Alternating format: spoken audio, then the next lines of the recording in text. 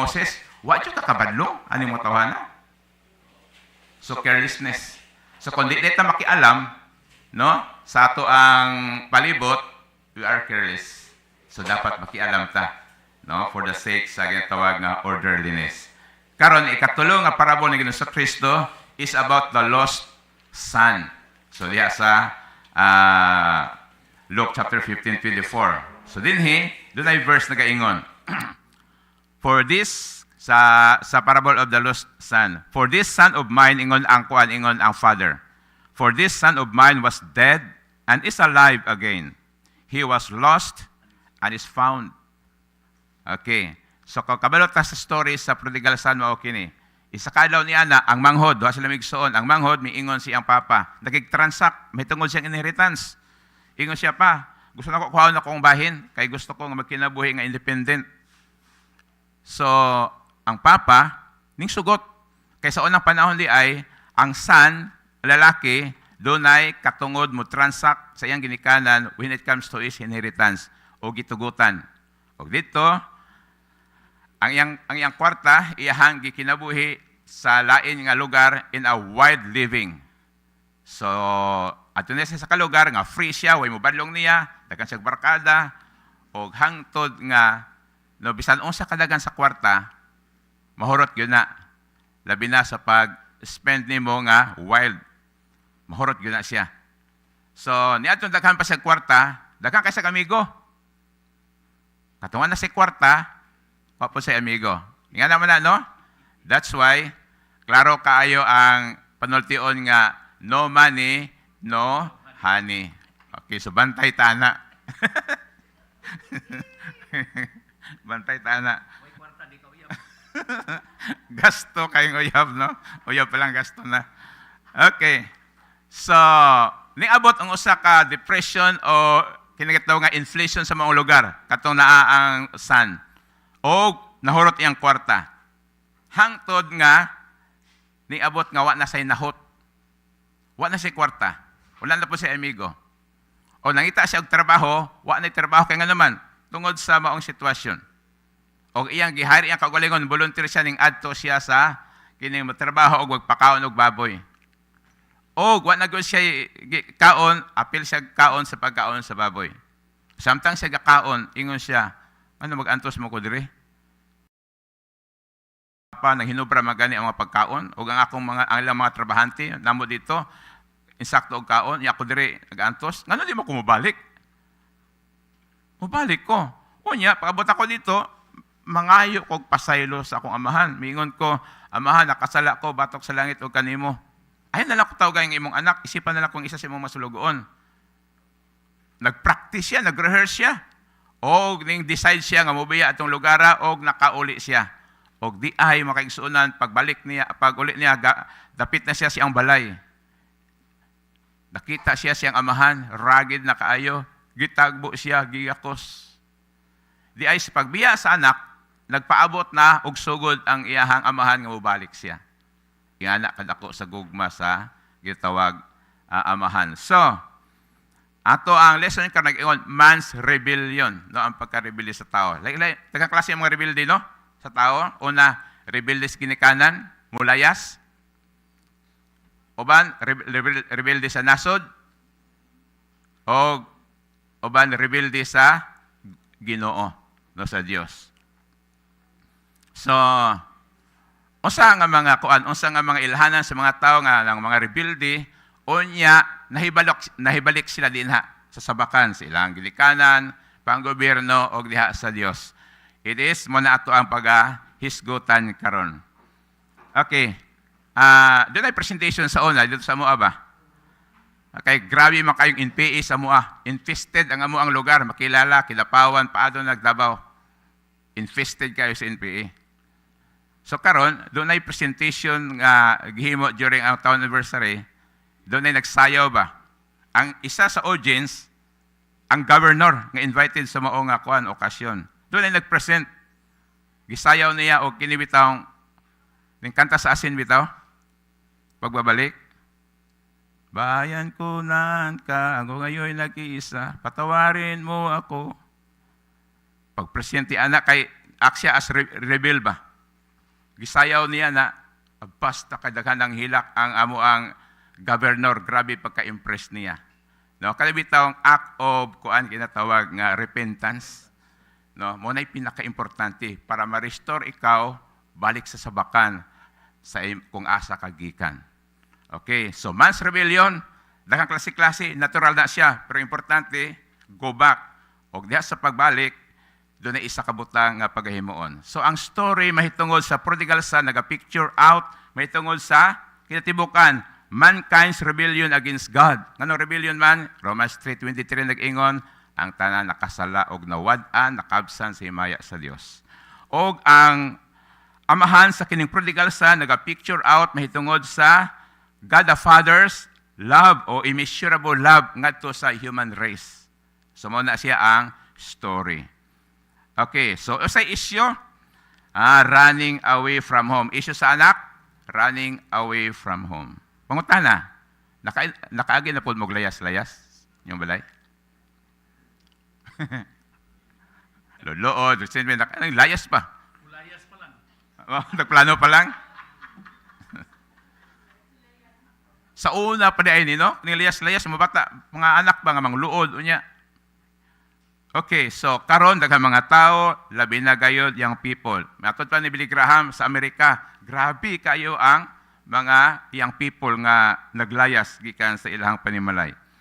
Ngano man, kasi rason, gusto sila, no? They wanted to live a free life, a life away from their parents' control.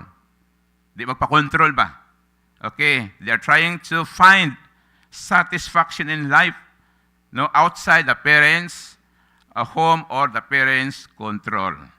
Okay, or outside the will of God. O sabi mga God, pag tao, killjoy ang Ginoo. Killjoy ang Ginoo mo lang, dili magpa-control. But rebellion against parents is rebellion against God. Now, how can a rebel be reconciled? Both literal and spiritual homelessness or rebellion. Okay, so our lesson, ang ginatawag nga solusyon, nining tanan, first is repentance, ang paghinulsol. Yung say ginatawag nga repentance, kining admission. Kanang muangkon ka nga nakasala ka. Kung sige mo sa prodigal son, ingon niya, I have sinned against heaven and against you. Ingon siya sa iyahang papa. Nakasala ko. So admission, walay nagrepent nga wala mo admit. Diya gani sa kaso no. Gahapon dito may sa shelter sa veterans to mga bata bitaw dito nato nga kaso. Usay magisgot nga kuan kining ambot opinion niyo ana. Para madali na ang kaso, ang kuna na lang bisag wa ka kahimo. Para madali. So nagoy isa daw dito nga ipaangkon sa iya, di mo ginya madawat kay wala gyud sa naghimo.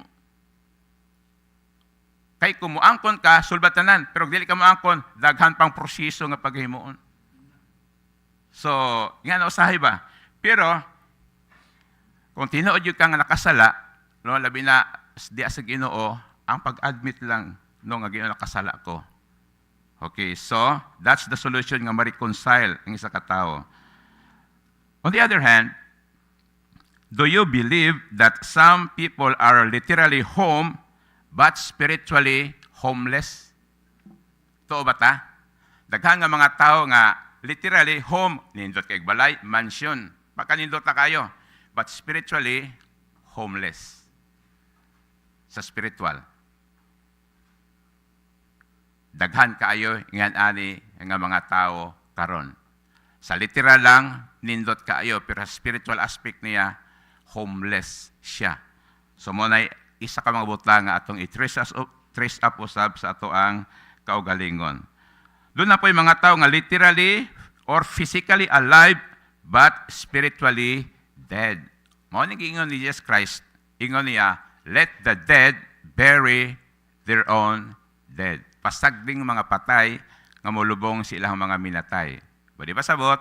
Doon na yung mga tao nga physically alive, healthy kayo, but spiritually dead. Sige, sa parable singil sa Kristo, kay kini akong anak, patay na ni, pero nabuhig usab.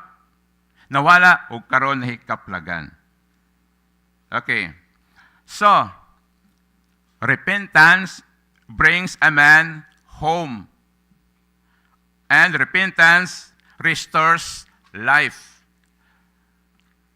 Ang pag-repent, batok sa sala o sa imong sala, sa usa ka rebelde, makaparestore sa iyang balay, sama sige mo sa prodigal son. O sa pag-repent usab, sa spiritual aspect, diha siyang ito nga, mudala sa iya sa kinabuhi. So ingon din kining akong anak, patay na pero nabuhi pag-usab.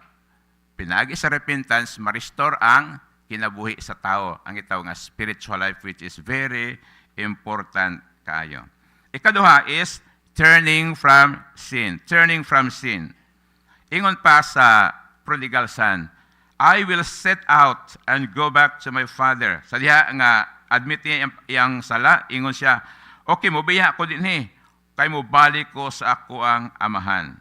It means the prodigal son was determined to leave a place of sin. Determinado siya nga, biyaan niya ang dapit sa pagpakasala katong gispent niya iyang kwarta dito in wild living. O niya, mubalik siya sa iyang amahan. So naghimo siya og decision that is turning from sin or the place of sin. Repentance has two sides. Ang pag-inolsoldo na duha ka sides. Sama sa coin nga, two sides of the coin. Una is turning from and turning to. Two sides of the coin na siya sa repentance. Turning from, biya ka sa imong sala, human ka mabiya sa imong sala, asa ka paingon? Ato kas Ginoo. Ato ka sa balik ka sa imong balay. So ang prodigal son, mabiya siyang sala, dapit sa sala, kadtong gi-spend niya iyang kwarta, pagbiya niya doon, asa siya ning balik? Balik siya sa iyang amahan. Mausab ang tao kung mo biya ta sa sala, kay nagrebelde ta tungod sa sala, pag biya na to sa sala, asa ta padulong? At tas Ginoo, balik ta kang Ginoo sa Kristo nga nagpaabot nato. Our Savior. So dili pwede nang mubiya sa sala pero way giadtuan. Samara na sa ginatawag bitaw nga, pre, kanang good boy na koron pre. Ano man? Dati, tag alas 2 na ko muli sa balay, sa Kabuntagon. Karon pre, ulit na ko alas 8 pre. Amo ba? So, tigsimba na ka pre. Wala rapod pre, wala rapod. Biya sa sala, pero po sa gaduan, mo balik, ragi hapon na, sulod simana. Kaya nga naman, way power nga naa sa iya nga mo, hold, gikan dito. So mo, biya gani ka sa sala, doon na kay aduan ang Savior nimo, which is Jesus Christ. So that is two sides of the coin of repentance. Okay. So, ang tinuod nga repentance, ga-require og pagbiya sa sala o padulong dito sa ginatawag nga asa ka nakasala. Ikatulo, changing of life. Ang usab sa kinabuhi. So ingon ang kuan, ang matod pa sa story sa prodigal son, so he got up and went to his father. Okay. Siya, kuan siya, no? Lakaw siya o adto sa iyahang ginikanan. So, when we say change life, unsa man na siya? Change of lifestyle. Ang atong lifestyle nga dili maayo, daghang masagasaan o problema ato ang unsa ba diha, imong spouse ba, imong igsuon, imong pamilya, tungod sa imong lifestyle, i-change na siya. O sa may problema nga kuan, nga daghang mga New Year's resolution nga nangapalpak. O sa problema? Bago pa mang January, no? Nga nung daghang New Year's resolution nga napalpak. Example lang kanang New Year's resolution, example na siya sa turning from pero walay turning to.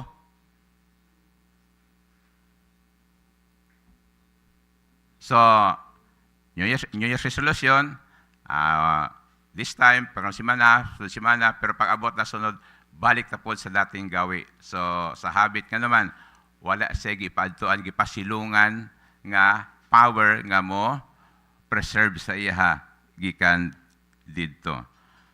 Okay, so ang ginatawag nga pag change sa kinabuhi, kinahanglan siya og pag-change sa ato ang panguna-una. So ingon si Apostle Paul, be transformed by the renewing of your mind.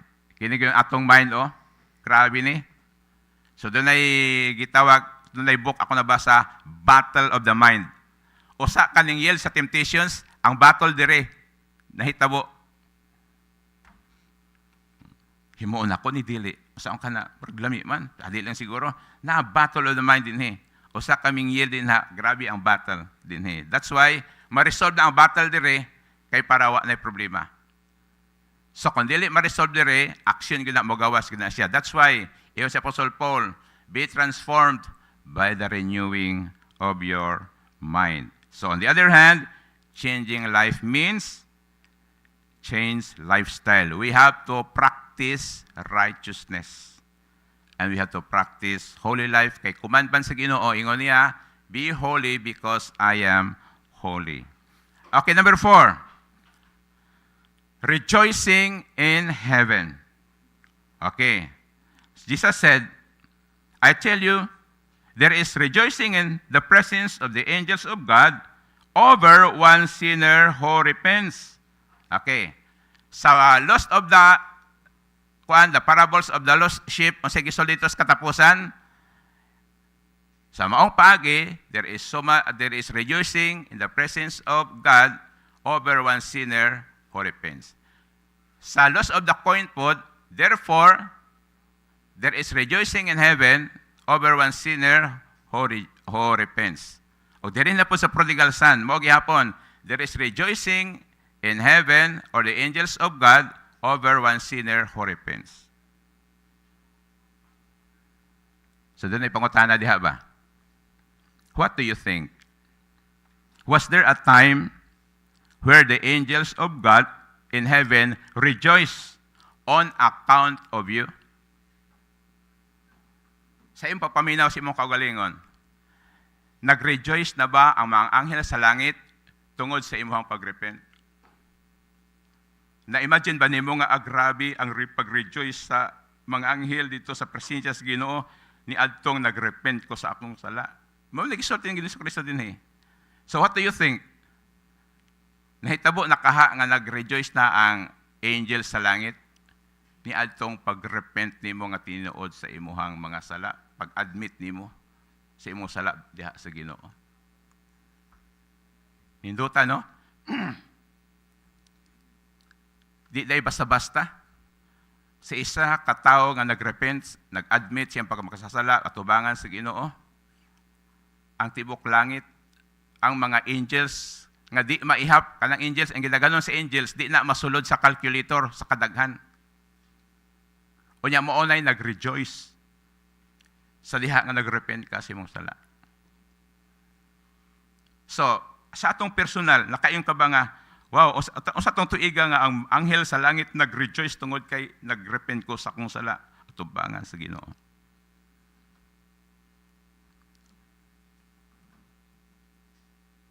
Hinaot nga, hinumduman nimo. No, hinumduman nimo. Kay sa diha nga nag-repent ka mo ni gisulti, kanindo ta paminahon nga naay dakong piyesta sa langit. Ni adtong pag-repent nako sa akong sala, batok sa Ginoo. Then you are reconciled to God. No, dili ka nagitaw nga rebuildi, kundi naanak ka sa sabakan sa Ginoo. Okay. Kana bitaw John 14:6. Ingon diha si Jesus Christ nga, I am the way, the truth, and the life. No one comes to the Father except through me. Dili lang si Jesus Christ nga iyang gihimo iyang kagalingon nga dalan padulong sa langit para makaadto ta dito. Kundi ang ultimate God, dalon kita sa sabakan sa iyang amahan. No, dili ka ako ang dalan. Sige, dito mo, dili. Dalan siya o gihatod ta niya balik sa sabakan sa amahan. So mao na ang gihimo sa atong Savior nga si Jesus Christ. Okay? So, no matter what unsa kang religion na belong, ang importante nakahimo ka og repentance diha sa Ginoo. Sa imong pagkamakasala, di ba? Wa ta makasala ka nakahimo tag sala. Wa pa ta mo himog sala makasasala na ta. That's unfair, di ba? Because we inherited the sin of our first parents. Apan salamat kay Dunay, gitawag nga solution through the lamb offering. Kisa na lamb offering diha?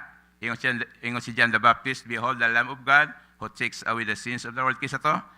Jesus Christ. Ito namatay dito sa cross. So ang iyang gihatag ka na to nga kuan, nga salvation is 100% because the sacrifice is perfect nga mao siya. So, diha lamang sa iyaha. Ang ato ang gitawag nga rebellion against God, ma-resolve pinaagi sa pagduol sa iya. So, ang right person nga atong i-transact when it comes to sa ato ang kaluwasan is the Lord Jesus Christ. So, all the time, naa siya. Pwede na to siyang istoryahon. Open siya no, sa tanang takna. Okay? So, kamusta atong status? Prodigal pa ba ta o home na ta? At home na ta? Yes. Salamat, no? Kay naa na ta sa sabakan sa atong amahan. Wa na kita naglaroy-laroy. Naa na kita nag-enjoy nga na sa iya. Therefore, atong ipakita sa matag adlaw kanang bitawng mabasa, no? Na doon ni preacher nag-ingon ba nag-hashtag Bible. Kining Bible, way pakialam ang kalibutan ni ini. Di siya mabasa ni oy. Pero ang imong kinabuhi mabasa diha ang Ginoo ang imong kinabuhi. Muna importante. And lastly, doon ako nakita sa Reels panindot kayo. Ingon, kay doon ako yung mga tao, no? Ingon bitaw nga, di ba to tanang ingon nga, action speaks louder than word, di ba? Abot pasabot niya na, we have to walk what we talk. Pero taka mga tao nga maikare sa istorya. Grabe yung istorya, convincing. May istorya nga yung panila, makabuhig patay. May kay mga istorya. Pero panidan mo iyang gihimo, wa man makareconcile iyang gisulti og iyang gihimo. Wala man. So, ingon sa ka-preacher, who cares that you are smarter than anybody else? Who cares? Ano pakialam namin kung mas bright ka sa tanan? But, if you are doing something good for God, something good for your fellow, something good to your colleagues and your community, we do really care for you. Because your life is worth emulating for. Your good life is an example to follow. So that's very important. No, dili lang sa istorya, kundi naa sa buhat nga makita sa alaw-alaw. So, muna ato ang tingwa sa matag adlaw nga imagudi, bearer of God's image ta, nga ang kinaiya sa Ginoo makita sa alaw-alaw na to nga pag kinabuhi. Kang kinsa, sa atong colleagues, tanan din eh. Tanan diha, kitang tanan. Ninguha na. Diha magsugod ang harmony o ang unity nga atong ma-experience. Hinaot nga, doon na tayo na-learn nga lesson out of this modules. Sige. Atong interest sa Ginoo. Salamat, Lord, for this lesson we have learned about the parable of the prodigal son. Yes, Lord, kami, Ginoo, nag-admit nga, prodigal kami, rebelde kami, sa espirituhanon nga aspect tungod sa sala, Ginoo. Apan salamat kay ikaw usab naghimo og solusyon. Pinaagi sa imuhang kamatayon dito sa cross. Nag-adto ka sa cross ug imo kaming gilantaw. Gipangita nimo kami as lost sheep, O God. Salamat kay imo kaming nahikaplagan, Ginoo, ug imong gibalik sa imong fold, gibalik sa imong sabakan. Tungod kana sa kadagaya sa imong grasya.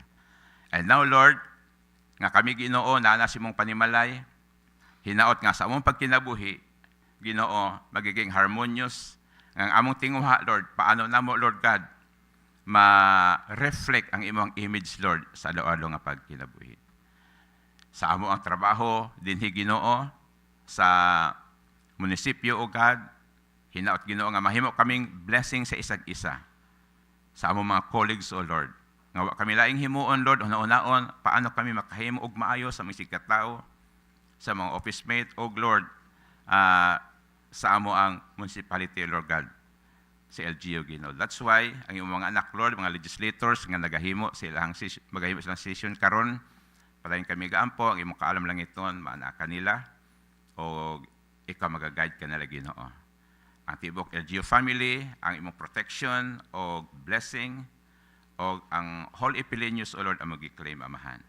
Ang mag-iampo sa Lord God, ang affair, Ginoo, sa province, nga ongoing, Ginoo. Ang mag-iampo, ang imong intervention, nga imong i-preserve, Lord God, ang amo Ginoong tibok province from any untoward incidents, Ginoo. Amo gi-claim, Lord, ang imuhang pagkagamhanan, and you are the Prince of Peace. Kini amo pag-ampo, nga pasalamaton ug puno sa pagsalig gayod. In the name of the Father, and of the Son, and of the Holy Spirit. Amen. Mayong buntag sa tanan.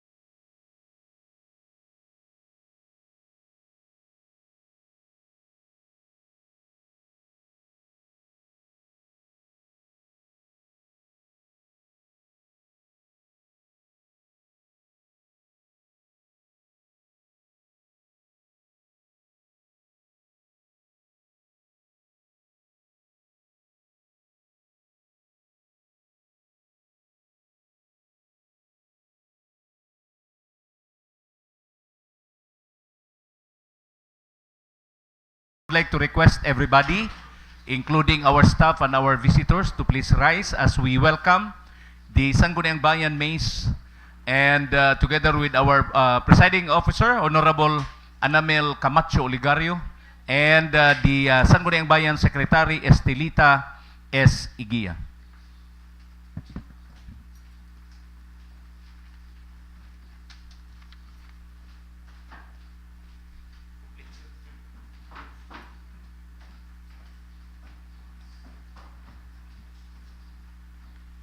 Good morning. Our 31st regular session is hereby called to order. Pambansang awit.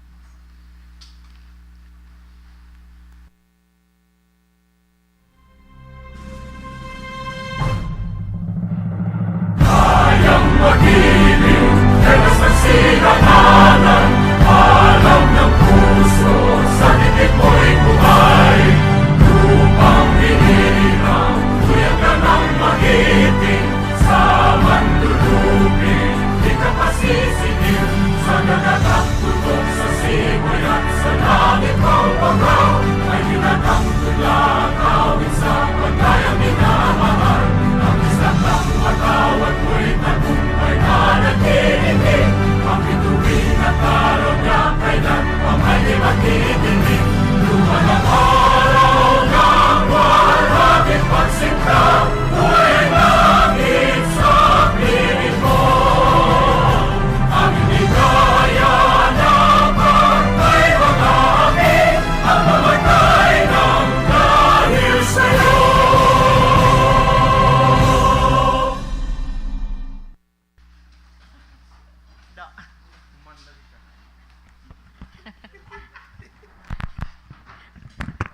Hello.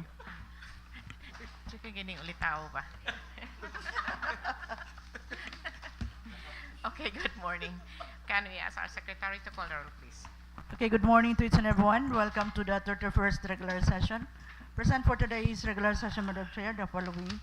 The Honorable Vice Mayor Anamel Oligario. We have Honorable Glenn Ayan Sabihon, Honorable Sharif Mazin Hasim, Honorable Dayan Catalunya. We have Honorable Arik Alibutdan, Honorable Janelle Bordner Andalahaw, Honorable Elias Dangpalan, Honorable Joel Ebol. We have Honorable Alberto Alcoriza Jr., Present. Honorable Treximil Palalon, Present. Honorable Roy Andy Oligario, and we have Honorable Alhapid Muhammad. Present. On record, there are 10, Madam, we are in quorum. So we have a quorum, Mr. Floor Leader. Yes, Madam Chair, considering that we are now in quorum, so let's go to the next item, Madam Chair, which is the adoption of the order of business. So I therefore move, Madam Chair, to pass a resolution adopting the order of business for today's 31st regular session, Madam Chair. I second. Is there a second? It's being seconded. Visitors hour? Yes, Madam Chair, based on my visitor slip that we have this morning, we have a visitor from Western Mindanao State University, LGU-Ipil. We have in our session today the OIC Campus Coordinator of WIMSU, Dr. Rowie Joy S. Dicena.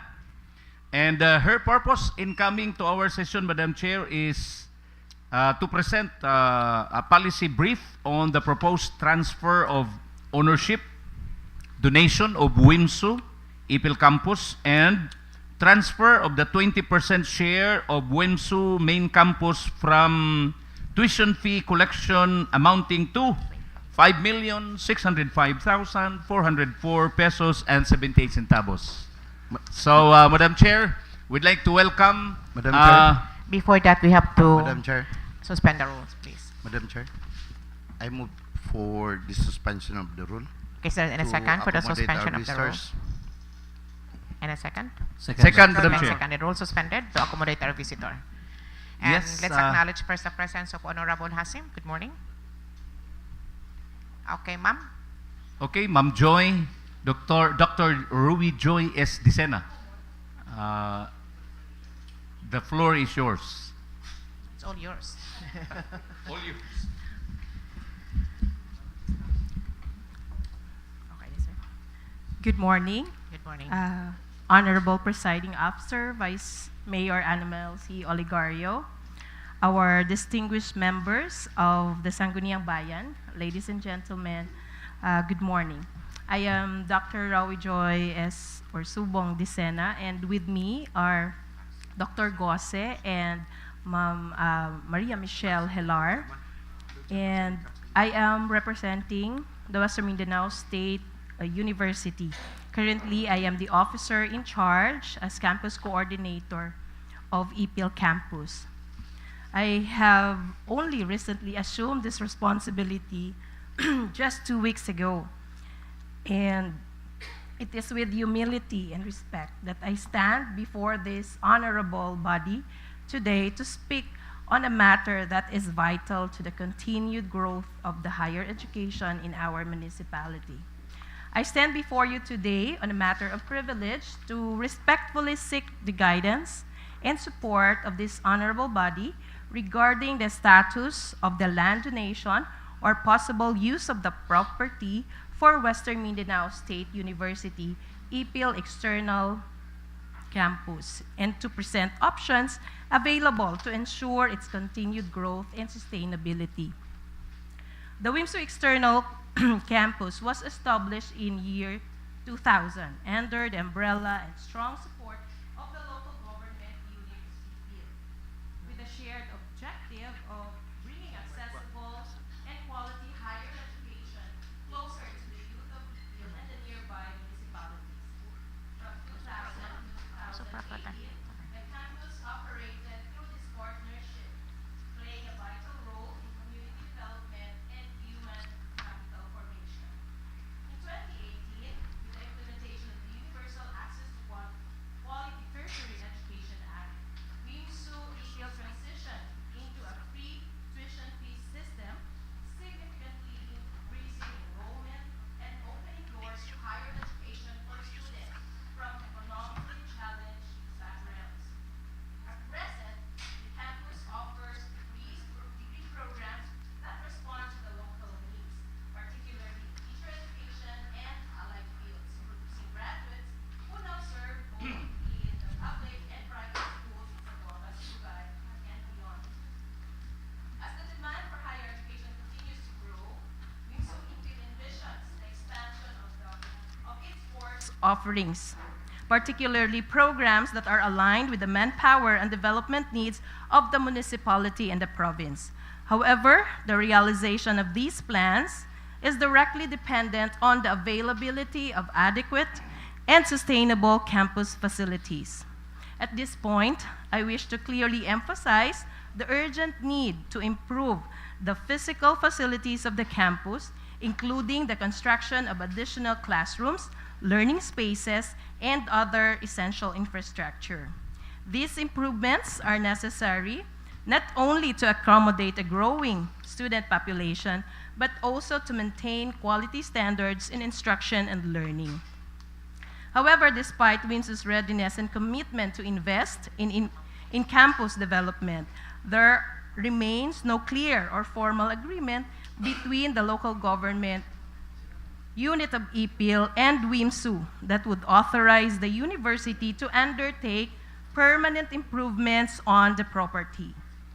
In the absence of such agreement, whether through a land donation or an execution of a deed of usufruct, the use of the property in WIMSU is constrained from implementing long-term infrastructure projects, and this requires legal and institutional security.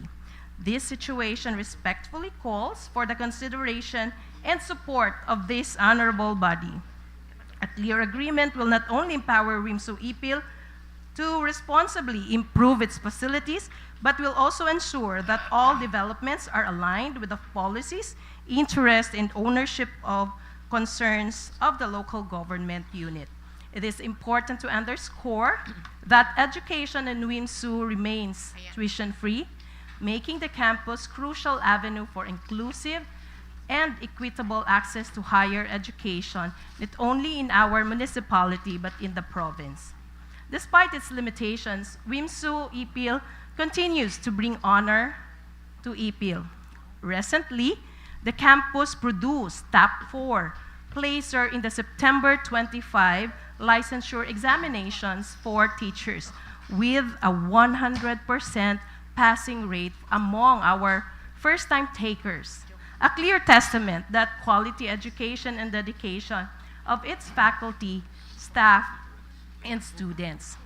In closing, I'd like to propose the following: that the Sangguniang Bayan is requested to pass a resolution supporting the following: donation of the campus property to WIMSU, or an execution of a deed of usufruct granting WIMSU legal authority to utilize and develop the property. Then, transfer of the 5,605,440.78. The amount represents 20% share of WIMSU main campus from the tuition fee collected when the campus was under the local government unit administration. There is a memorandum of agreement signed around 2003 for this matter. With all these proposals, we expect that this will provide legal basis for the campus expansion, allow immediate infrastructure improvements, enable permanent infrastructure development, strengthens WIMSU's ability to secure funding grants, supports long-term educational planning, expand its academic programs aligned with the local workforce needs, improve our classrooms and learning facilities, increase our access to quality and affordable higher education, strengthen our partnership with WIMSU and the local government unit, and lastly, to enhance socio-economic development in Ipil and in Zamboanga, Sibugay. So with this, we recommend that the Sangguniang Bayan of Ipil to approve a resolution supporting the donation or a usufruct of the WIMSU Ipil campus, and of course, the transfer of the transfer of 5,440.78. This initiative will secure the long-term sustainability of higher education services and will promote inclusive local government. So on behalf of the students, faculty, and the entire academic community of WIMSU Ipil, we express our deepest gratitude for your unwavering support to education and the future of our municipality. Daghang salamat. Maayong buntag. Okay, thank you, Mama. What's the pleasure of the August body? Honorable Aliwutdan. So, kuan. Di ba ma'am na ay WIMSU magitupod sa Pangi? Yes, sir. We have a building, I think, donated by, the land was donated by Congressman Bangkoro. Yes. That is a 7 rooms building that cannot accommodate 924 students for now. And since we are planning to expand curricular offerings, we need more available classrooms for our students and of course for the new curricular offerings. So, kana siya karon nga development nagpadayon pa? Yes, sir. I think it is ongoing. The construction is ongoing, but I believe initially that was proposed to be the administrative building for the campus. Pila ba siya ka hektarya? Ang kanang yuta? I am not very sure, but I'd like to seek your indulgence to ask the assistance of Dr. Gosse. O, dako. Dako siya. 1.8 hectares. Magdako ra po Dako, siya dako. para sa administrative building lang. Yeah, dako. I mean, ang the area itself is big, right? Yes. Actually, Madam Chair, niadto ko dito ko sa akong Gitanaw gitanawan. nimo. Yes. Ongoing ang ilang trabaho kay after nga nag-submit sila og katong kuan nga ilahang katong deed of donation ba nga ilang ipangayo sa tuwa, niadto ko sa Pangi kay akong gitan-aw unsay situation dito. Kaya nga nung ilapang pangayoon ng atong yuta diha, nga naman sila yuta, naman dito sa Pangi. So, mutunutan ako pila ka hektarya, basi kuan pang ilang development, dili lang siguro karon tama nga kana lang nga classroom ang ilang gihimo. Pero dako na siya. Yes, Madam Chair. 1 hectare ka. Madam Chair, may I Yes. know, Madam Chair, the present location sa Wimso diha sa Barangay Ipil Heights. How big is that area now being occupied by the Wimso? Ma'am Gosi na kay idea na unsa kadako. I have Because here. I believe we have to compare that area in Barangay Pangi, so that at least perhaps the Wimso could also consider the land topo ug unsay mas kana bang considerable for the Wimso to put up more development improvements kay murag hili manggod kaayo ng atong area diha sa Ipil Heights. Well, that's depend on the Wimso. I appreciate very much the move and the intention of the Wimso, but I believe we have to also weigh and consider everything para sa lungsod sa Ipil. Madam Chair? Yes. Thank you, Madam Chair. Ma'am, as a public official of the municipality of Ipil, Yes, sir.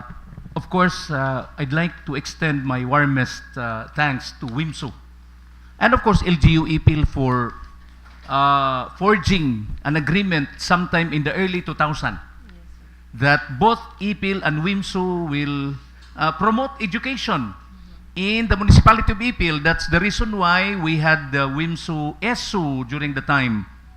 But Madam Chair, I am saddened that we came to this very sad ending between LGU-Ipil and WIMSU.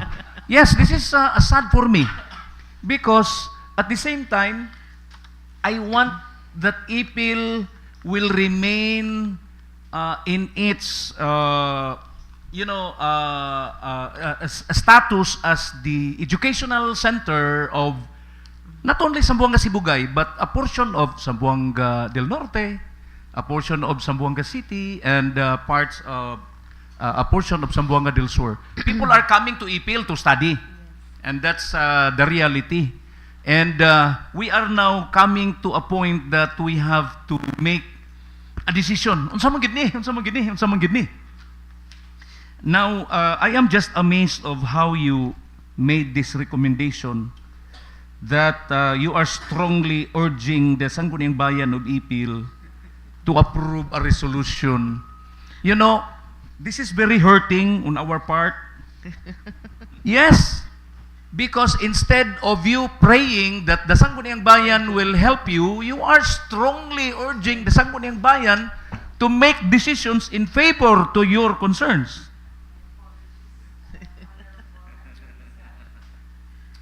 This is not the kind of ending that we are looking for.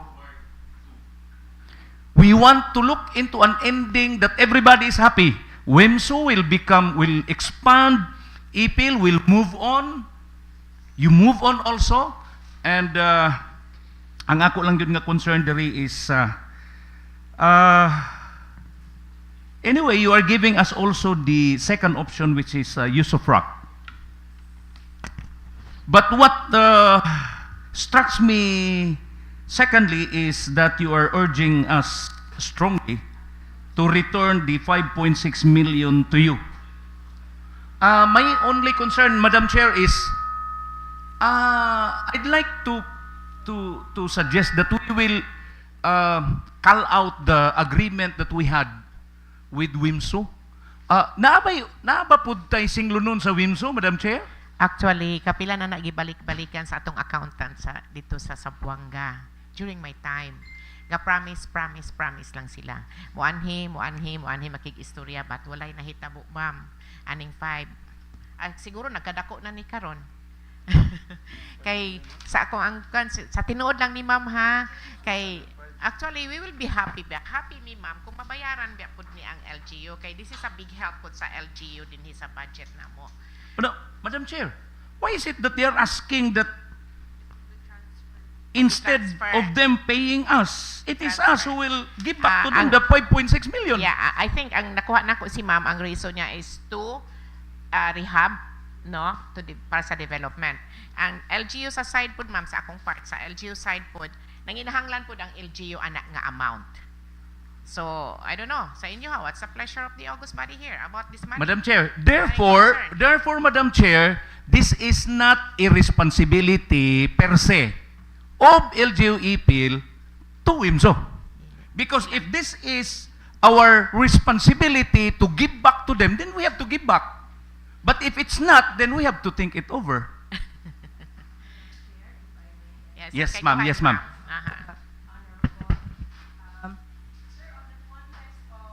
Aha.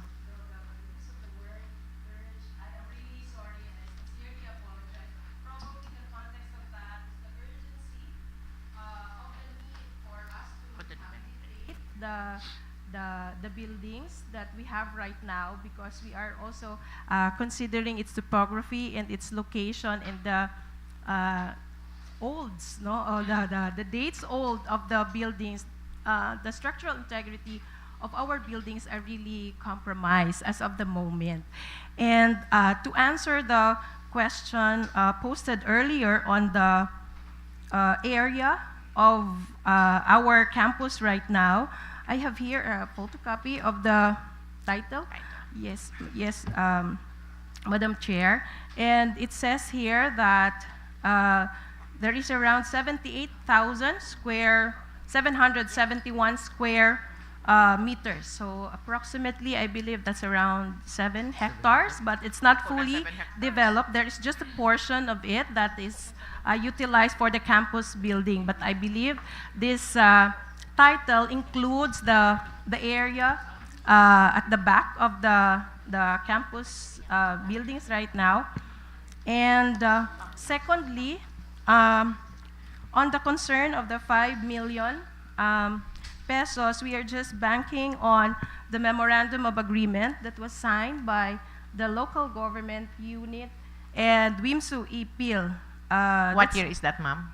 This was signed around January 9, 2003. But although During this that is just a time, photocopy, this was Manong. Oh, 7 of ang Vice Gov. signed between municipality of Ipil, represented by Ray Oligario. yes, yes, Madam Chair.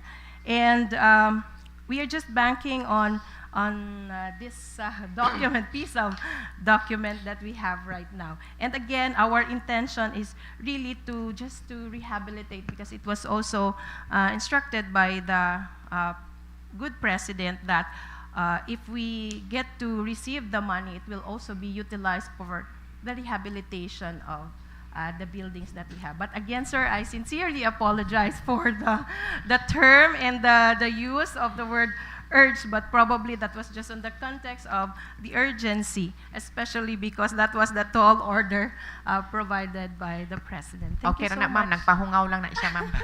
Madam Chair. Sir, sorry to say, sir. Madam Chair. Yes, go ahead, Honorable May Level. I ask, ma'am, kindly repeat the area of that the present WIMSO area. 7 hectares. Is that 7,000 square meters or 78 po. 78,000. 78, that's around 70. 7.8. Okay, That's so- 7.8. 7.8. Yes. Now, for the benefit of the members of the Sangguniang, Madam Chair, because I understand before, during the time of Mayor Alibutlan, that the proceed of the WIMSO went to the coffer of the local government unit of Ipil. In fact, that was considered as one of the income of the Yes. locality. I do not know, just for the information of every members here, what happened, Madam Chair, that karon nawala man naman na, why? Actually, mo ng 5 million. Yes, I understand that. Oo. Ah, Ano ni siya, Cons? Kanang 5 million, sa ako ang time, sige na tagbalik-balik sa Buanga kay naningil. Pero wala gyud sila mobayad, ana. Ako naglibog ko sa tinuod lang. So kanang 5 million, ma'am, ni-increase na siya, ma'am. Ma'am, I'm sorry again for... Ma'am, ipahadayag lang sa anak ko akong kalibog, ha? Sige, sir. Ang atong partnership kani adto mahuman naman gyud kay wa naman kita mahimo ni ana. Karon based on this is a very kanang reliable resource person because considering that she was the mayor for 9 years. Now according to the statement of our presiding officer, our kisa bay tig adto dito si James Humawan, our accountant keeps on coming to Zamboanga City to Wimsu para sa binisaya nga term para maningil. Okay. Naglibog ko nga nung kami ang naningil karon, kami naman ang gi-urge sa amo ang ningsinglo nun. Sir, if I may again, Madam Chair, I believe it's the local government that collects the tuition fee before. Yes. Oo. So, kaning 5 million, sir, if I may use the native language, is in the local government unit now, Madam and Chair, not in Maybe I Wimsu. interrupt. Maybe we can invite our accountant for the explanation. Wala man gud si James. Okay. Same as daan din sa ilahang kwan. Same amount. Okay, Madam Chair. Sa tinuod lang, the situation is still kanang murky, di pa klaro. Pero para nako, I would like to suggest because kami po gusto gyud mi nga naa ra gihapon ang Wimso. Di man mi gusto mawala gud mo. Dili ra may mawala. Lagi, sir, lagi. naa ra mi sa inyo. So why not we will go first with ako Yes, of personally Yes, sir. my suggestion is considering that you have also presented a second option. Yes, yes. I would like that the Sangguniang Bayan now would act on the usufruct aspect lang muna. Okay. And we will deal with the 5 million later on. Para nako ha, kay naa naman na siya diha good. And kung atong tanggalon, dili na to siya, kung ato siyang i-donate, murag dili sa. Pero kung usufruct, because if we are going to read, I'd like to read to you that the nature of usufruct. Sila, they will be called as usufructuary. Yes. They have the right to use, enjoy, and derive profits from another person's property, in that case, the LGU's Yes. property, temporarily. Yes. While the original owner, I am LGU. amazed, Madam Chair, kita we are called as the naked owner. Yeah, ang LGU is considered as the naked owner. We retain the title to that property. Yes. Ako, I will agree. But please, pwede ba nga istoryahan na to later na lang ning monetary aspect? Let us not deal so much on the monetary aspect for us to move forward. Okay. Kay ang importante man diha nga naa mo diha ra. Yes. Thank you. So that's my suggestion. I-usufruct na to, then siguro we will lower down the 78,000 square meters to a much kanang reasonable Yeah. and kanang murag mas klaro nga number of square meters para nila. Ako, I would like suggest dako ra gani siguro kay na bisag mga 4 hectares pwede naman siguro so that they will be given the time to and the privilege to develop the area while they also have another area in Pangi. Ako, that's my personal suggestion, Madam Chair. Thank you.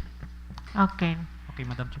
Yes. Maybe I suggest then we can just refer it out to the proper committee sa para po mahayagan ang kalibog na to matagi sa diri karon. That's all, Madam Chair. Yes, that's a good suggestion, Madam Committee Chair. on Land Use. Committee on Land Use and Committee on Rules. Approve. And also Committee on Appropriations. And for consideration, please invite our accountant para ma-explain sa inyo. So, thank you. Okay. Okay. Atagan na lang muna mong kwan, ma'am. Notice to evac. Dilibitaw mo. No, ma'am. I was just joking.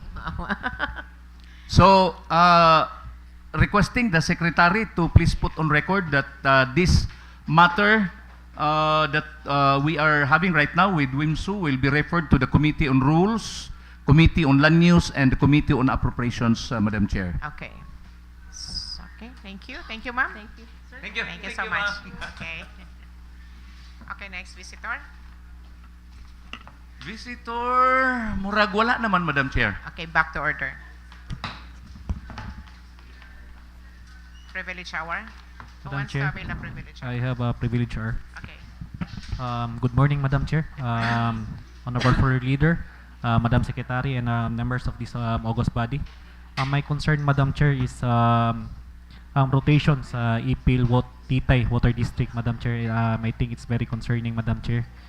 Kay I don't know unsay problema sa ilang rotation, but usahay pod maka-alarma pod no na pipila ka barangay ang rotation nila is mabot og alas 11, usahay mabot pag alas 2:30 kadlawon. And I think dili pod maayo na sa paras konsyumante. Kay una-una to mabilar ang tao, na mga estudyante, na mga konsyumante, na mga masakiton na konsyumante, na po'y mga senior citizen na angay na magpahuway ana ng orasa.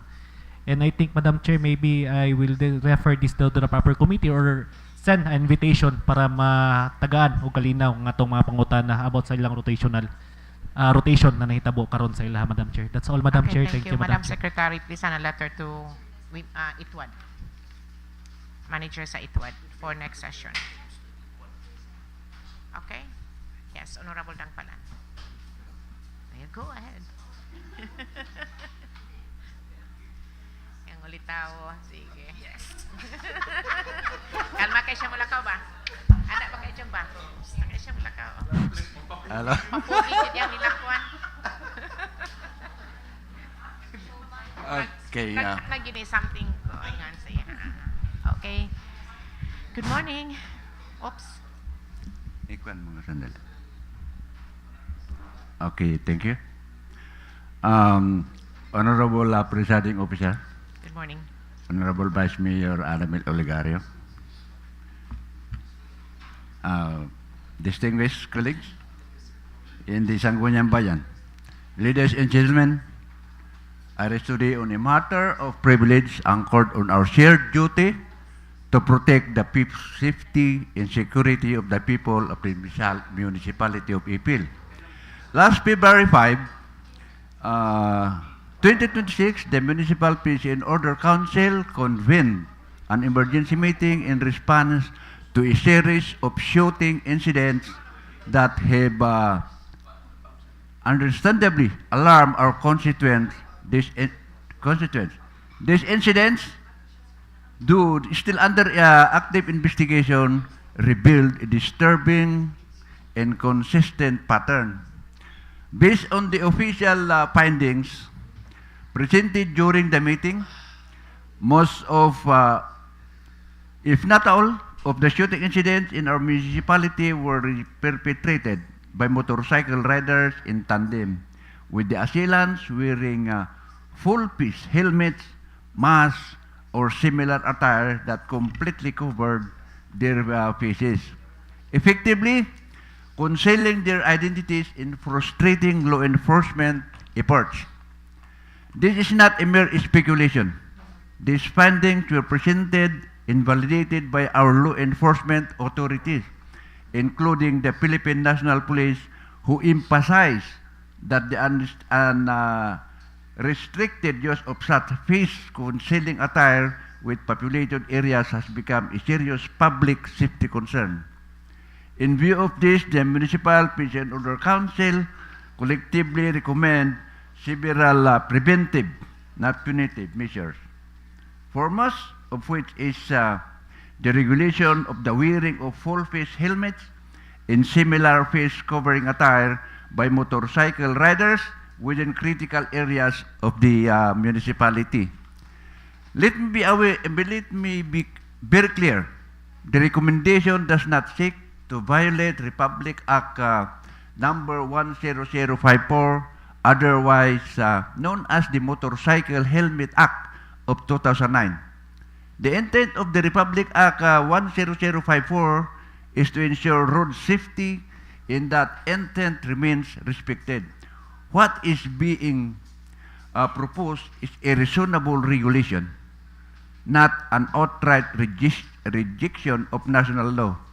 Further, during the same meeting, the Department of the Interior and Local Government clarified that pursuant to Republic Act number 7160, the Local Government Code of 1991, the local chief executive is empowered to issue regulatory measures in the interest of public safety and general welfare, provided that such measures are clearly defined in scope, coverage, and distance ratio.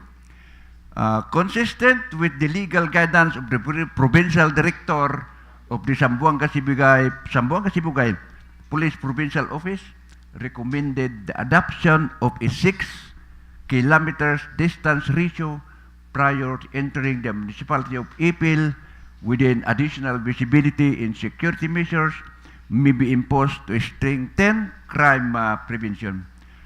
Honorable colleagues, this is not about restricting freedom, nor is it about targeting law-abiding citizens.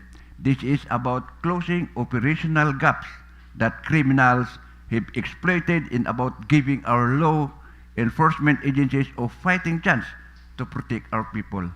As chairman of the Committee of Peace and Order, Public Safety, I respectfully submit that these recommendations are reasonable, lawful, and necessary in that they provide sufficient legal and factual basis for the issuance of an executive order by the municipal mayor, subject to proper safeguards, exemptions, and enforcement mechanism. Ultimately, our responsibility is clear. When public safety is threatened, inaction is not neutrality, it is neglect. I urge this honorable body to take due note of the MPOC recommendations and to support measures that will help restore confidence, safety, and peace in the municipality of Ipil. Maraming salamat po. Actually, yung incidents natin last umpisa ng 2024 is 7 incidents na mga shooting incidents. Basta 7 yun. Yung shooting incident, that's why nakaka-alarma na. So, that's all, Madam Chair. Thank you. My colleague. Okay, thank you so much. Madam Chair, I will also avail of my privilege.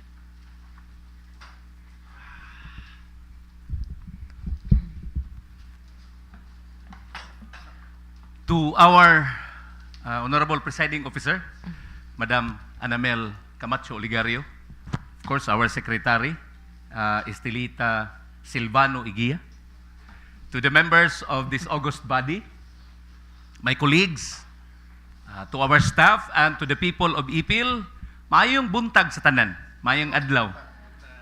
Of course, I wish that every Ipilenyo will experience the love of God. Kana lang yun, ang atong mga pangandoy for today and for the coming days. Madam Chair, first of all, before I will render my privileged speech this morning, I would like to show to you the Local Government Code of 1991, or the Republic Act 7160. And I would like to bring you to Section 16, Madam Chair, of this Local Government Code, which states the general welfare. So I'd like to read a portion of this section, Section 16, under the general welfare. Every local government unit shall exercise the powers expressly granted, those necessarily implied therefrom, as well as powers necessary, appropriate, or incidental for its efficient and effective governance, and those which are essential to the promotion of the general welfare. So if I'm going to read a portion of the succeeding statement, Madam Chair, I'd like to highlight to you that it's the role of the local government units to promote health and safety. And also, it is the role of the local government unit to maintain peace and order and preserve the comfort and convenience of their inhabitants. Madam Chair, I rise today to discuss a pressing matter that affects our community just recently. In fact, this is a matter of act now, or else many will continue to be affected, hurt by the defects, and worse, more souls will be lost because of government obtuseness. I am using the term obtuseness.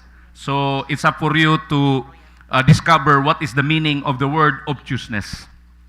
I am referring, Madam Chair, to the ongoing DPWH asphalt overlay implementation in our national highways and main thoroughfares under the Municipality of Ipil. In fact, the said implementation had already caused a lot of road accidents because of the uneven portion of the asphalt overlay with the main road, which resulted to at least, based on record, one death already, Madam Chair, somewhere in Barangay Maquilas in the recent weeks. This is as far as the report reached our office. We do not know if there are still more incidents related to this issue, Madam Chair, that I am referring today.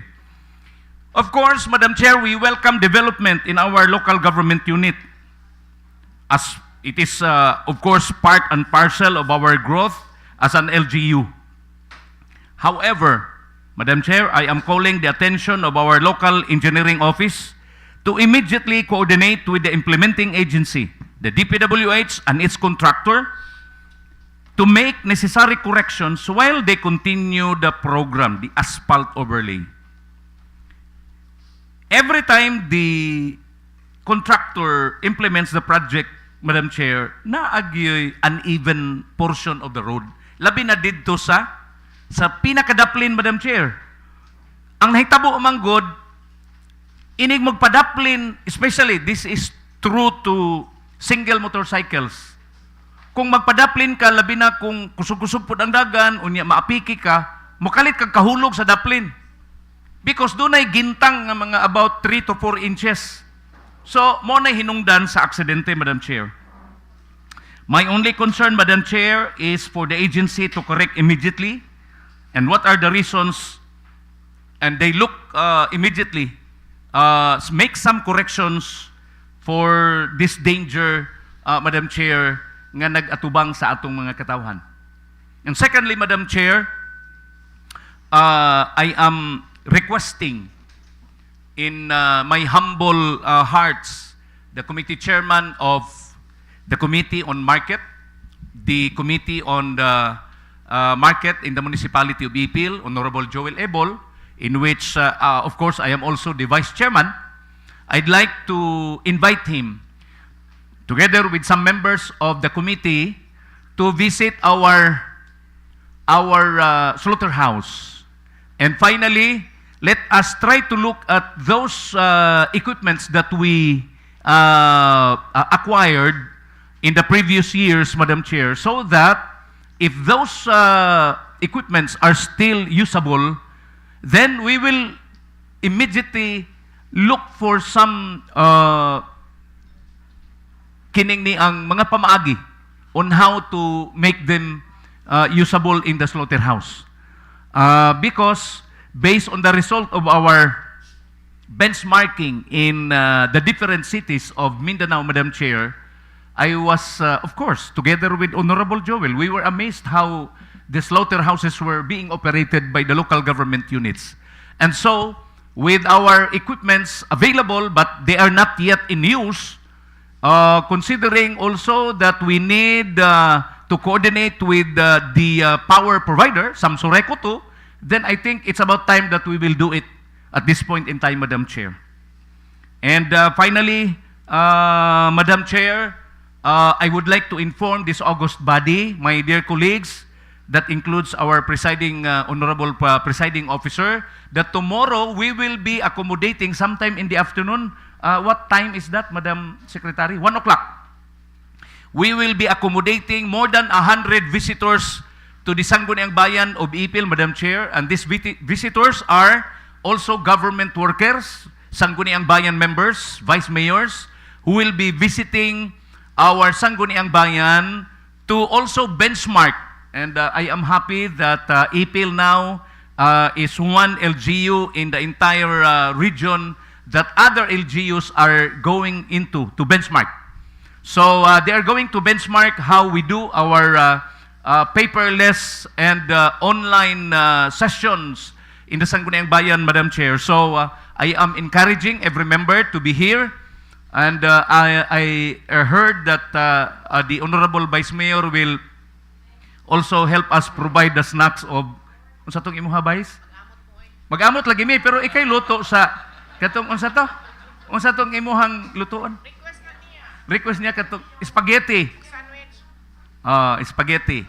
So, it's going to be a happy day for the municipality of Ipil, and again, I am encouraging members of this august body, ang tanang mga taga-munisipyo, mga trabahante, that tomorrow we will show all of our smiles, our welcoming smiles to our visitors. Thank you, Madam Chair. Good morning, and God bless everyone.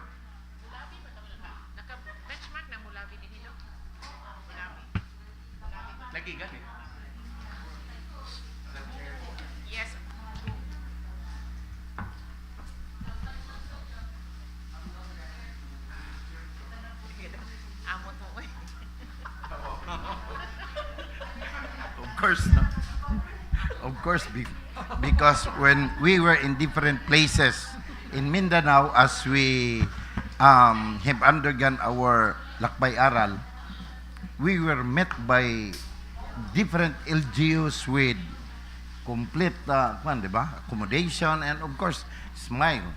So ato po nang himuon sa atong LGU sa Ipil. Okay, Madam Presiding Officer, the Honorable Anamel Inday-Ami Oligario, the Honorable Floor Leader, my colleagues in Sangguniang Bayan, our staff, ladies and gentlemen, good morning. I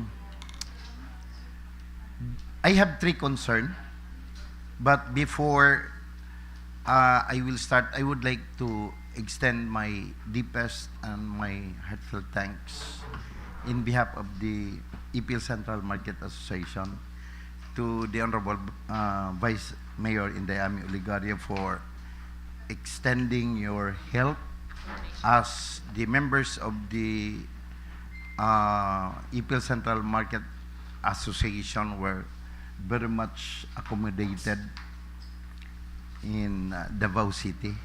So, daghan daw kayong salamat, Vice, sa imong paghatag og panahon para sa atong Market Vendors Association. At that time, we were preparing for the gift, a little gift from the market, pero it's very, wala pod ka dire. So, it's all right. Okay. We hope nga natilawan nimo ang durian. I do not know kuan ba kayo? Tamis ba? Okay. So I have three concerns, Madam Chair. First is just in connection with the privileged message of the Honorable Dampalan and few words from the Honorable Floor Leader in connection with the peace and order problem in the municipality of Ipil. I could still remember what had happened when there were two security guards who were killed, and a certain Sir Jude, an employee in the Bureau of BIR, Internal Revenue.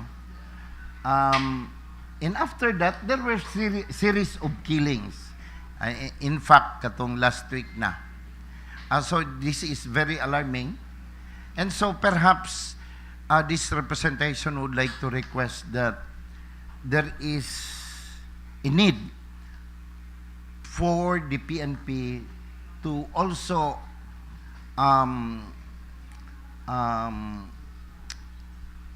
have that information perhaps to the members of the Sanggunian and update the Sanggunian of what is now the present situation in the municipality of Ipil.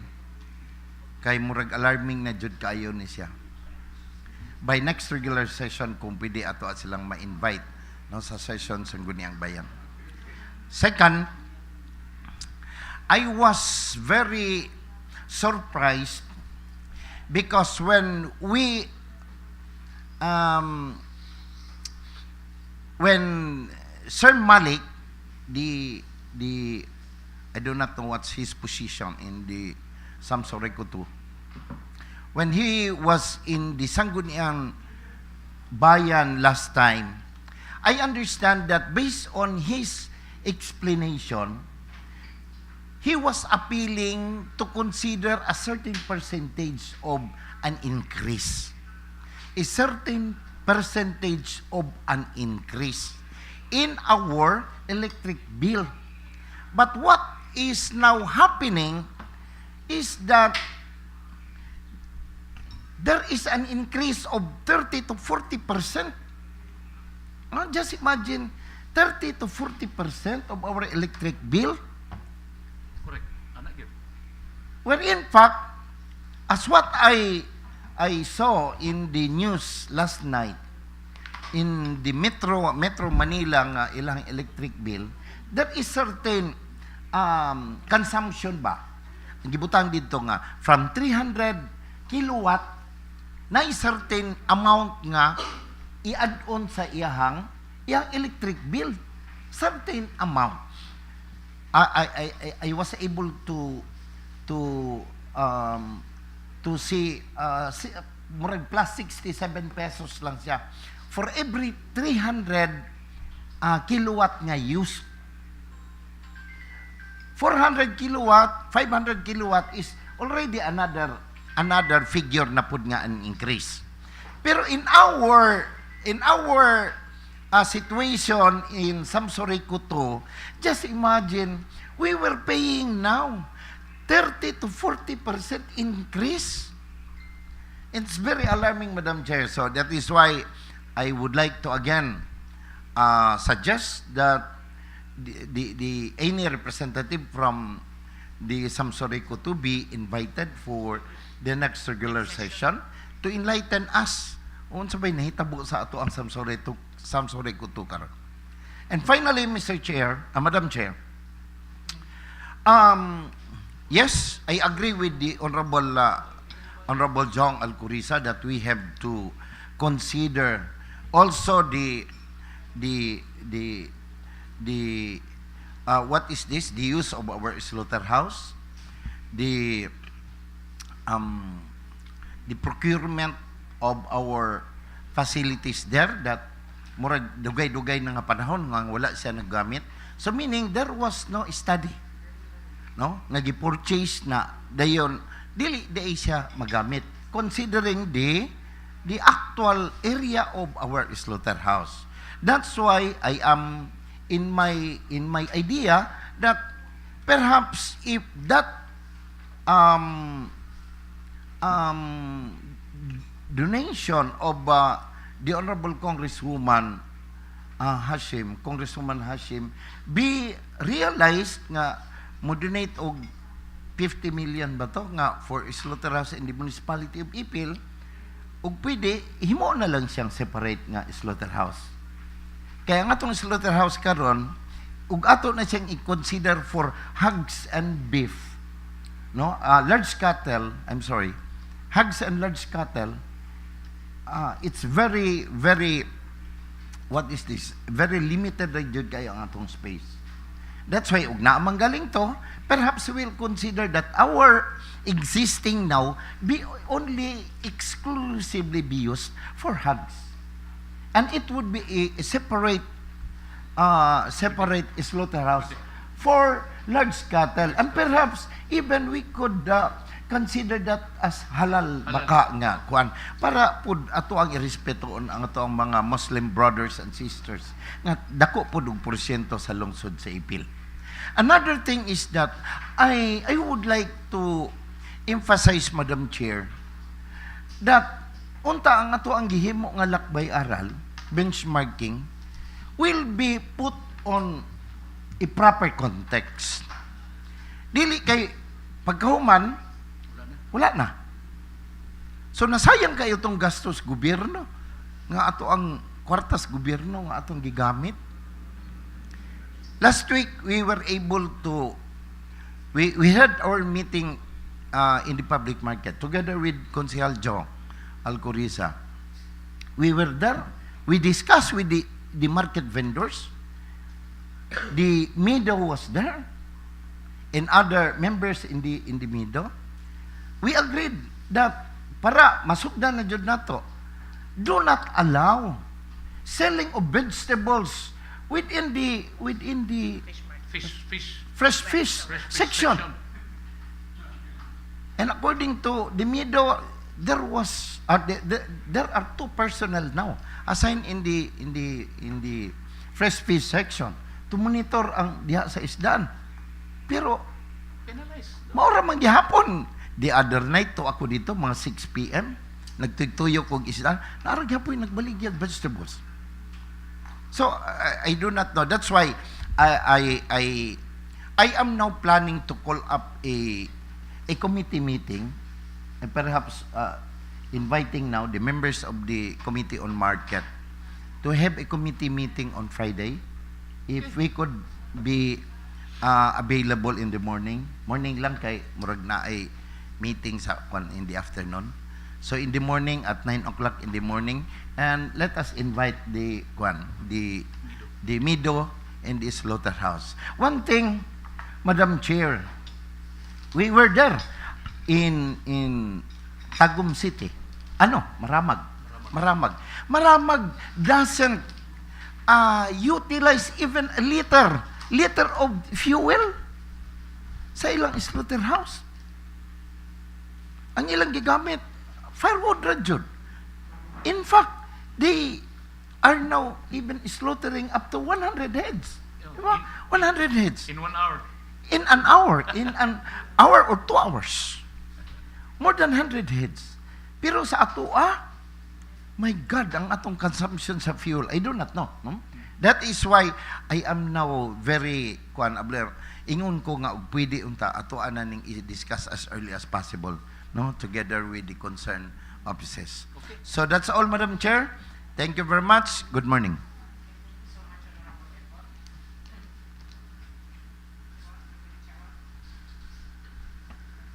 Hello. Okay. Wala na? Okay. Wala na. Okay, let's go to the reading and approval of the minutes of the previous session. Madam Secretary. Mr. Floor Leader. Yes, Madam Chair, we are now in the reading and approval of the minutes of the previous session. And with that, in relation to that, Madam Chair, I therefore move to dispense the reading of the minutes of the previous session, considering that we are given copies of it ahead of time. That's my motion, Madam Chair. Second, Madam Chair. Seconded. Finally, Madam Chair, with that approval, I therefore move also for the approval of the minutes of the previous session, Madam Chair. And a second? Okay. Minutes from the previous session is hereby approved. Reference of business, Madam Secretary. Okay, for reference of business on first reading, under proposed ordinance, we have draft ordinance number 047, sponsored by Honorable Glenn Ayan Sabihon, an ordinance abolishing the position of Executive Assistant 3, salary grade 20, step 1, under the office of the Municipal Mayor, and reverting the allocated funds to the unappropriated balance of the personnel services account for future possible position creation. Madam Chair, I think this is an urgent from the request from the office of the mayor.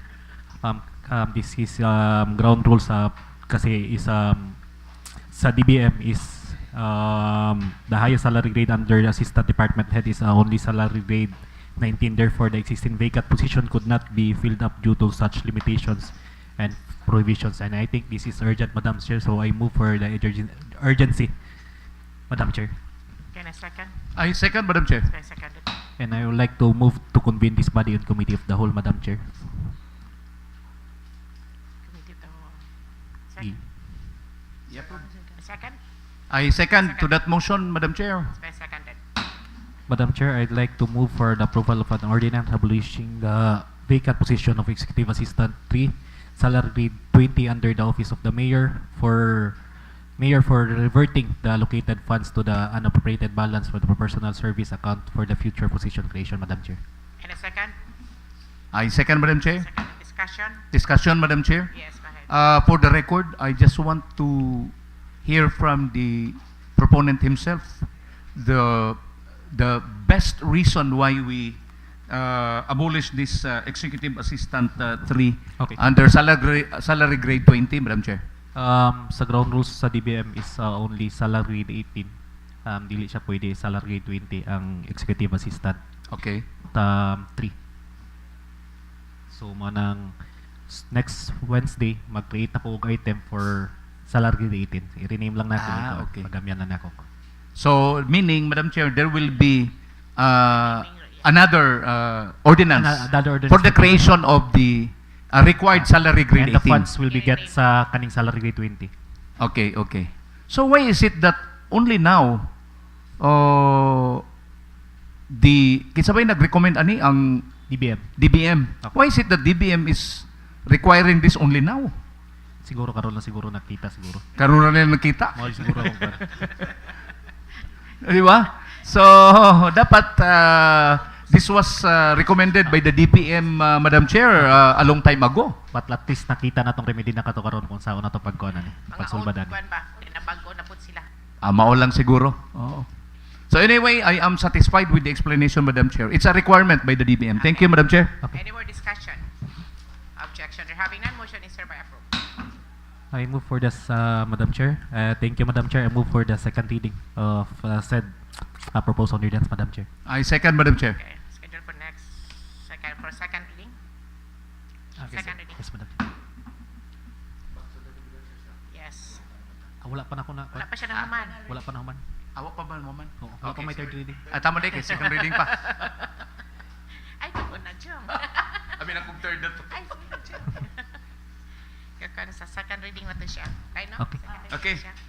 Okay.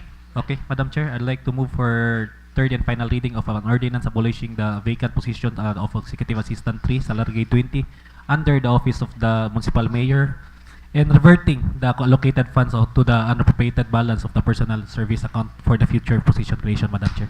Okay, for those who are in favor, say aye. Aye. Okay, we have the aye vote. Okay. Man. Thank you, Madam Chair. I'd like to move for the Back to motion regular for session. back to the order for the regular session, Madam Chair. Thank you, Second, Madam Madam Chair. Back to order. Okay, Madam Secretary. Under other communications, we have here the annual budget for CY 2026 of Barangay Timalang. Appropriation. Item B, duly endorsed from the Municipal Mayor is a copy of the following MOAs to be entered into by and between LGU-Ipil and number 1, we have Medicare Plus as provider for the implementation of the Health Maintenance Organization or HMO in accordance with Executive Order No.64 Series of 2024 and DBM Budget Circular No. 2024-6. Number 2, we have the Wireless Access for Health Initiative Incorporated for the implementation of the Wireless Access Health Program to be implemented, particularly the Ipil Rural Health Unit. Okay, Committee on Rules. Madam Chair, I would like to suggest that this will be referred to two committees, the Committee on Rules and the Committee on Health, Madam Chair, Yeah. Number 2. provided that the Municipal Health Officer will be invited also during the meeting. Okay. Refer to the two committees, Rules and Health. Item C, duly endorsed from the Municipal Mayor, it's the letter from the provincial government for the adoption of Provincial Ordinance Number 2025-692, enacted by the Sangguniang Palawigan of Zamboanga, Sibugay, which provides for the establishment and operation of province-wide health system. Committee on Rules. Item D, duly endorsed from the Office of the Human Resource and Management, or HRMO, a copy of the Executive Order issued from the Office of the Municipal Mayor, an order reconstituting the membership of the Human Resource Merit Promotion and Selection Board, requesting for adoption by the Sangguniang Bayan through a resolution in compliance with Section 88 of 2017 Omnibus Rules on Appointments and Other Human Resource Actions. Committee on Rules. We are now on committee reports, ma'am. Committee report. Madam Chair. Honorable Sabihan. Pwede na ako mauna, Konsjong? Sure, go ahead. I have 3 committee reports, Madam Chair. Committee report Appropriation and Finance. Committee report 243, request abolition of Executive Assistant 3, salary grade 20, and the creation of one Senior Administrative Assistant, salary grade 18, co-terminus under the Office of the Municipal Mayor. The findings and recommendation, the committee reviewed that the formal request from the from the Municipal Mayor dated February 3, 2026. This is a personal reconstructuring aims that the realign of the staffing patterns of the executive assistant to the better suit current operational requirements. Critically, the committee notes that this move fiscally advantage as it's replaced for higher salary grade 20 with the lower salary grade 18, thereby optimizing the personal service funds. The Municipal Budget Officer, Lauren Y. Galimit, issued a formal certification on February 4, 2026, confirming that the funds necessary for the new positions are available subsequent to the vacancy of the former post. Recommendation, the Committee Appropriation, after careful deliberation, findings that the request to be in order, fiscally responsible, respectfully recommends that approval of the request and the subsequent preparation of the necessary ordinance to effect this change, Madam Chair. So I move for the adoption of the said committee report, Madam Chair. And a second for the adoption of the committee report. It's been seconded. Madam Chair, Before committee. you proceed, I would like to relinquish my chair. Yeah. Ano po ka? To Honorable Hasim. Honorable Hasim, I would like to relinquish my chair. Ako kay committee report. Honorable Paladon. Na kay committee report wala.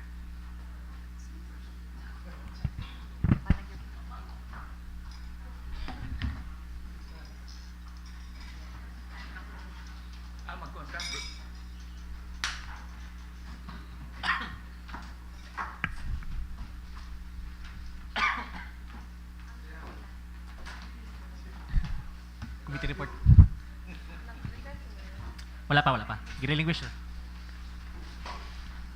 Madam Chair, may I continue? Yes, Honorable Okay. Sabihon. Committee report number 2244, a proposed adjustment of professional service honorarium of Honorable Anthony D. Isaw, Executive Judge and Chairman of Regional Trial Court, RTC Branch 24. The findings and recommendation. The referral concerns of endorsement of the Municipal Mayor to adjust the honorarium of Honorable Isaw from 1,500 to 5,000. The committee finds that adjustment reasonable with a high level of responsibility, specialized legal expertise, and integrity required for the position. The Municipal Budget of Department Head was presented during the committee deliberation and it confirmed that the LGU has sufficient funds to cover the adjustment. It was emphasized that providing competitive honorarium to judicial officers is a practical investment in the local justice system and consistent with the principles of the good governance and the fiscal management. The committee recommends that the adoption of the resolution authorizing that the proposed adjustment to be professional service honorarium effective immediately, subject to the existing account and auditing rules. So, Madam Chair, I would like to move for the adoption of the said committee report. There's a motion passed by Honorable Sabihon. Any second to that Second, motion? Madam Chair. Duly seconded. Any objection? Amendments? There being none, the motion is now hereby approved. Madam Chair, I'd like to move for a resolution authorizing the judgment of the professional service honorarium of Honorable Anthony D. Isaw, CPA Executive Judge of Chairman of the Regional Trial Court, RTC Branch 24, from 1,500 to 5,500 per month and approving the allocation of funds from Supplemental Budget Number 1, Madam Chair. There's a motion. Second, Madam Chair. Any objection? Amendments? Hearing none, the motion is now hereby approved. Lastly, Madam Chair, last two committee reports, Madam Chair, Committee on Rules on Ordinance, Committee on Appropriation Finance, and Committee on Rules on Ordinance, Committee Report number 245, draft ordinance of ordinance creating a position of Administrative Assistant 5, Secretary 1, Salary Grade 11, in the Office of the Municipal Mayor. Findings recommendation, the ordinance sponsored by Dayan Catalonia Dayan Catalonia was analyzed based on necessity for the administrative efficiency of the executive branch, the position that is tasked with managing schedules, handling vital correspondence, and maintaining records which are essential functions to the streamlined operation of the municipal government. Pursuant to the Section 447 and RA 7160, the Sangguniang Bayan has the authority to determine the such position.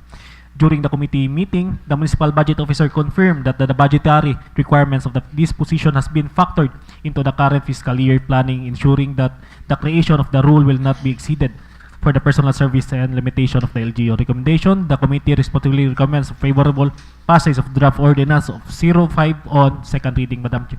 Madam Chair, so I move for the adoption of the said committee report, Madam Chair. There's a motion passed by Honorable Sabion. Any second? Second. Duly seconded. Any objection? Amendments? Hearing none, the motion is now hereby approved. Lastly, Madam Chair, committee report number 246 and 247, annual budget of calendar year 2026 of Barangay Taway for amounting for 9,834,423 pesos, and supplemental budget number 1 calendar year 2026 of Barangay Bakalan for amounting for 20,000 pesos. Remarks and recommendation: the Committee on Appropriation to which was referred the annual budget calendar year 2026 of Barangay Taway of the supplemental budget number 1 calendar year 2026 of Barangay Bakalan of this municipality for review and evaluation and approval.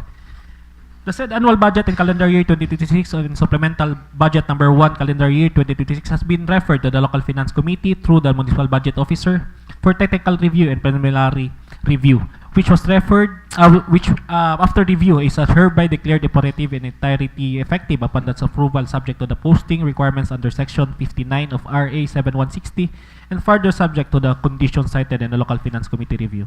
In the implementation of the budget, the LGU must ascertain adherence to the fundamental principles enumerated in Section 305 in the Code. It is understood that the review action does not authorize any item in appropriation that is prohibited by the consistent with the provisions of law. The committee hereby recommends that for its approval, provided that compliance with the foregoing execution of the budget shall be sole responsibility of the implementing barangay government using standard guidelines, procedures, and budget execution pace prescribed under the budgeting, accounting, and auditing rules and regulations. So, Madam Chair, I would like to move for the adoption of said committee report, Madam Chair. There is a motion passed by Honorable Sabion. Any second? Second, Duly Madam Chair. seconded. Any discussion? Amendments? Objection? Hearing none, the motion is now hereby approved. Madam Chair, I'd like to move for a resolution. It's hereby declared operative in entirety effective upon its approval of an annual budget calendar year 2026 of Barangay Taway for amounting for 9,834,423 pesos, and supplemental budget number 1 calendar year 2026 of Barangay Bakalan for amounting for 20,000 pesos, Madam Chair. So I move, Madam Chair. There's a motion passed by Honorable Sabion. Any second? Second, Duly Madam Chair. seconded. Any discussion? Objection? Amendments? Hearing none, the motion is now hereby approved. That's all, Madam Chair. Thank you, Madam Chair. Madam Chair, Any committee reports? have- Yes, Honorable Alibutdan. the Committee on Housing and Land Use has two committee reports.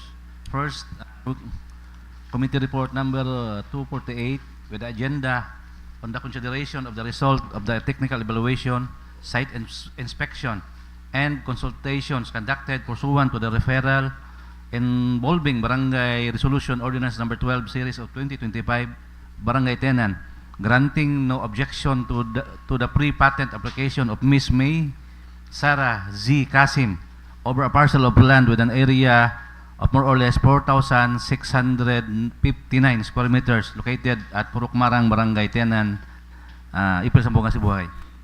In view of the foregoing discussion and findings, the Committee on Housing and Land Use unanimously recommends that the Sangguniang Bayan of Ipil pass a resolution granting no objection to the pre-patent application of Ms. Kasim, that the said resolution shall expressly state that the findings and recommendation are based on available municipal records and site inspection and shall remain subject to the verification, validation, and approval by the DENR, that the no objection of the SB is issued for local legislative record purposes only and shall not bind nor preempt the authority of the DENR over pre-patent application, and that the copy of the technical reports and Barangay Resolution number 12 Series of 2025 shall be made integral parts of the legislative records for proper reference and recommendation.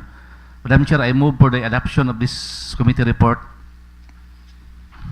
There's a motion passed by Honorable Alibutdan. Any second? Duly seconded. Any objection? Amendments? Hearing none, the motion is now hereby approved.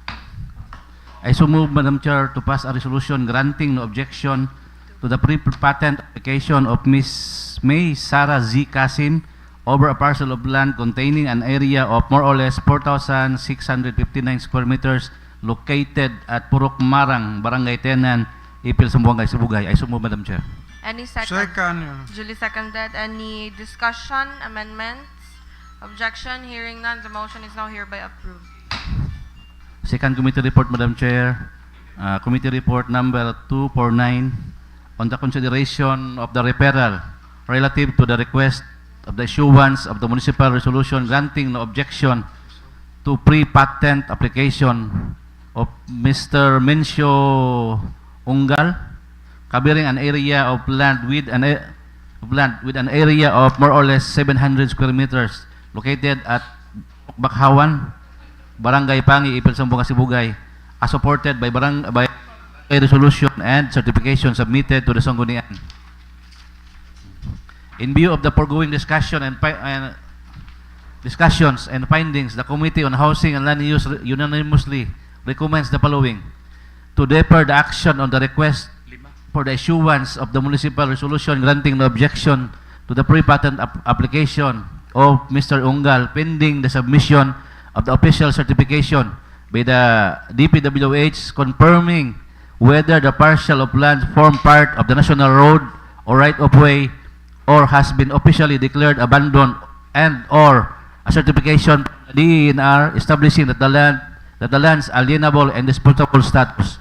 They require the applicant to secure and submit the necessary certification from the appropriate national government agency to establish legal status of the land further to the consideration by the Sangguniang, and to inform the applicant through the SB Secretary that the committee's action is without prejudice and that the matter may be reconsidered upon full compliance with the foregoing requirements.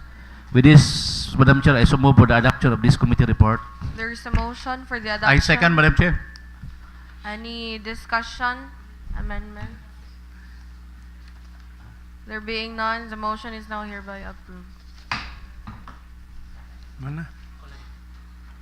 Thank you, Madam Chair. Thank you.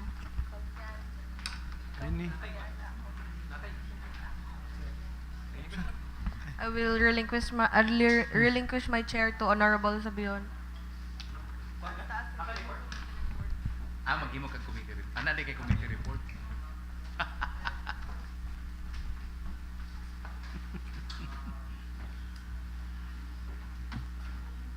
Any more have committee reports? Mr. Chair, I have 5 committee reports. Yes, Honorable Floor Leader, go ahead. Okay, Mr. Chair, I have 5 committee reports from the Committee on Rules, Resolutions, and Ordinances. Committee report number 250, Mr. Chair, is our subject here, a proposed renewal of Memorandum of Agreement among the local government unit of Ipil, the Ipil Municipal Police Station, Ipil MPS, the Community of Ipil and National Police Commission or NAPOLCOM for the Crime Prevention and Coordination Service, CPCS, and Community and Service-Oriented Policing, CSOP program implementation in the Municipality of Ipil. Mr. Chair, our remarks and recommendations. The Committee on Rules, Resolutions, and Ordinances to which the matter was referred, the proposed renewal of Memorandum of Agreement or MOA entered among the local government unit of Ipil or LGU-Ipil, the Ipil Municipal Police Station, Ipil MPS, Community of Ipil and National Police Commission or NAPOLCOM for the Crime Prevention and Coordination Service, CPCS, and Community and Service-Oriented Policing, CSOP program implementation in the Municipality of Ipil under Section 2 of Republic Act 8551, otherwise known as the PNP Reform and Reorganization Act of 1998. The committee conducted a meeting last February 9, 2026 at about 2 in the afternoon at the Sangguniang Bayan Session Hall of Ipil and discussed the said proposed renewal of the said MOA, Mr. Chair. The committee therefore recommends for the approval after the review of the said renewal of the proposed Memorandum of Agreement and further gives authority to the local Chief Executive Honorable Ramses Troy de Oligario to enter into and sign the agreement among the LGU of Ipil, the Ipil Municipal Police Station, Community of Ipil, and National Police Commission. Motion to adopt the report, Mr. Chair. There's a motion passed by Honorable Floor Leader. Any second to that motion? Seconded by Honorable Hasim. Any discussion? Amendments? Objection? There being none, motion approved. Mr. Chair, with that, I'd like to move for a resolution approving the content of the proposed renewal of the Memorandum of Agreement, Mr. Chair. There's a motion passed by the lawful leader. Any second to that motion? Seconded by Honorable Hasim. Any discussion? Amendments? Objection? There being none, motion approved.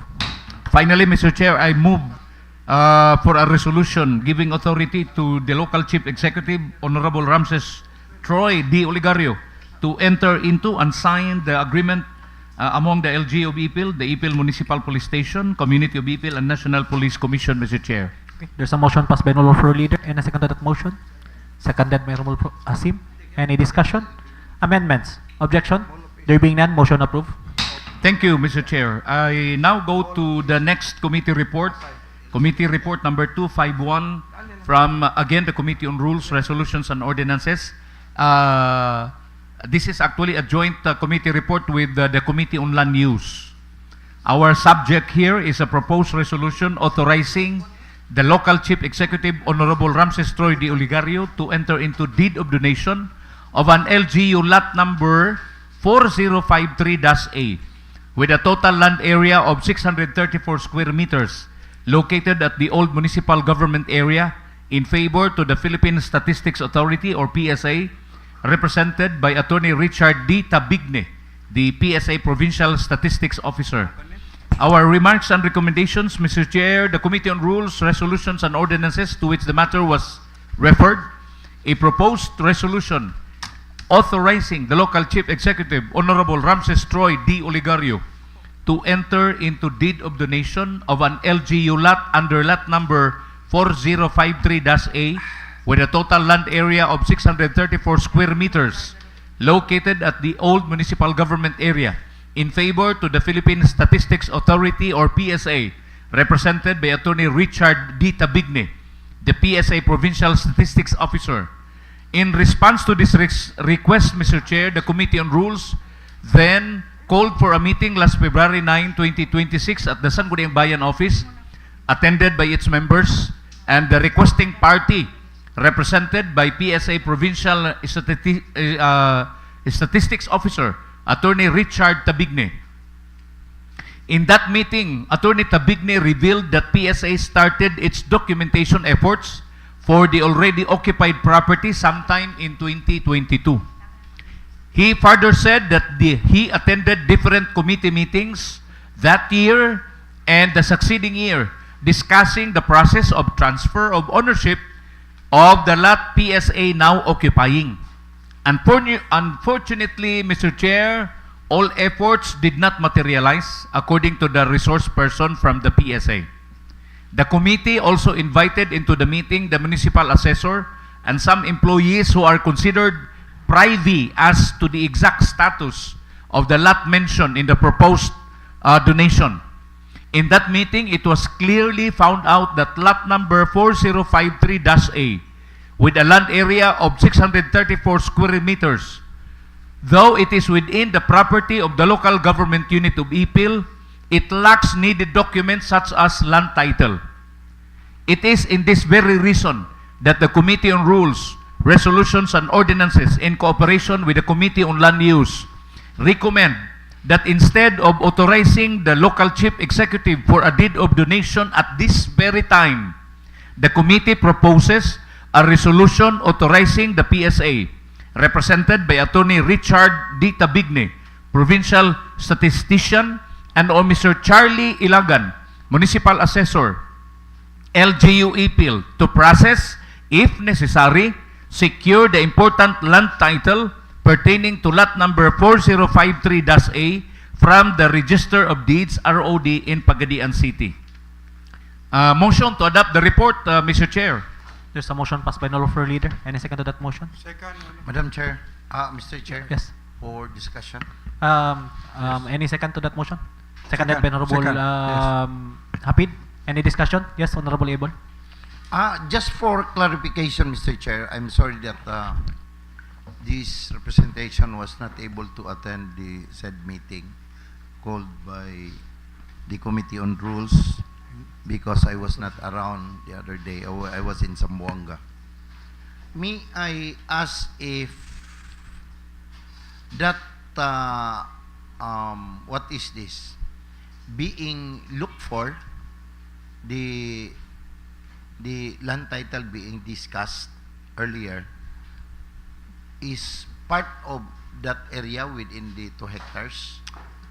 Mr. Chair, yes. Lot 4053-A is actually under the ownership of the local government unit of Ipil. However, the land title to which the PSA is looking for to finalize the deed of donation so that they can also introduce what we call this improvements to the existing building of PSA cannot be located. So, based on the statements from the different offices of the local government unit of Ipil, there is no available document that will support Lot 4053-A. So, that's the reason why we, in the committee, during our meeting, instead of immediately giving authority to our mayor to execute the deed of donation, mubalik sa ta sa sugod. We will instead give them the authority, both the PSA statistician, Attorney Tabigne, and our municipal assessor, Charlie Ilagan, to start from the very beginning para makasecure sila og land title. And then, when the land title is being secured, that's the time we will give the mayor the authority to donate. Okay, I raised this question, Mr. Chair, is because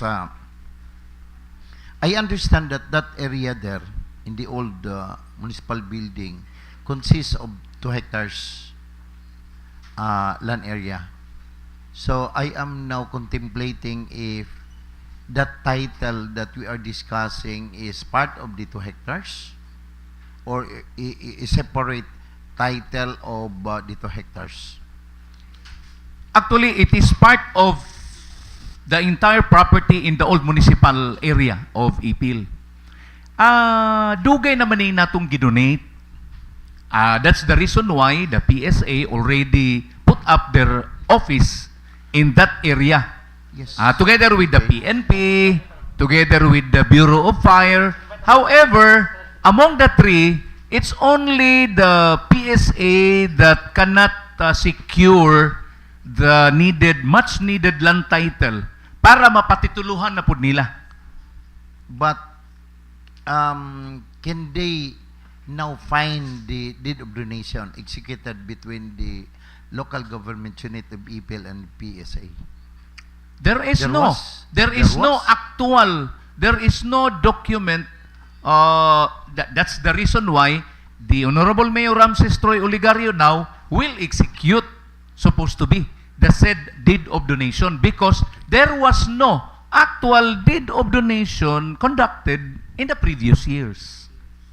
Mr. Chair, why I am trying to consider everything, this it's because that if pwede lang unta, we will consider that area because it's already commercial area. Maybe we ask the presence of And Mr. Chair, Yes. I believe it's dili lang tata padalos-dalos mag-execute the deed of donation ba. While we have huge area here nga pwede natong diri nato i-accommodate ang mga different offices so that at least we could also promote this area here nga mahimong mabisi ni, mahimong mas ma-productive ni, progressive ning area ha. Because we can still make plan for even better kanang development anang 2 hectares diha. Sayang ba? Sayang kay within the center of the municipality. In the near future, I am very, very certain that mas mamahal pa gani jud kayo ng area diha. yes, While dire dako kayo ang atong area, why not accommodate other even other national offices pwede diri kay para mas mahimong progressive ang atong area diri. Kanara ako ang concern. Yes, I'm Yes, Mr. Chair. Yes, In that note, as stated by Honorable Joel, that it is better for LGU-Ipil to accommodate national agencies in this area here in Tawai. Yes, I agree. Very much agree. However, in this special case that we are facing right now with the PSA has already invested a lot in the establishment of their building. People already know where PSA nabutang. So I think what shall be the role of the Sangguniang Bayan now is to repair the the loopholes that we had committed in the previous years. So wala na tayo mahimo, naa naman gyud na. Anyway, naa naman dito pod gani ang atong municipal police office, naa po dito atong fire department. So nahinayak naman gyud na siya hatag sa PSA, nakatukod na silang building. So mo ni atong gibuhat karon, atong i-repair sila. But in the future donations, of course, we will no longer allow other agencies to be in that area of the old municipal building, of the old municipal government center. Now, diri na dapita. Pero in the case of PSA, what a choice. We have to repair this. Yes, that's why I am asking if we have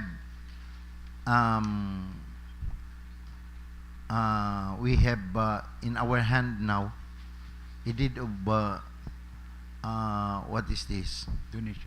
Donation coming from the local government unit of Ipil, because I still consider, because this is a national government, so ang atoa is muhatag man ta mo provide ta nilag area.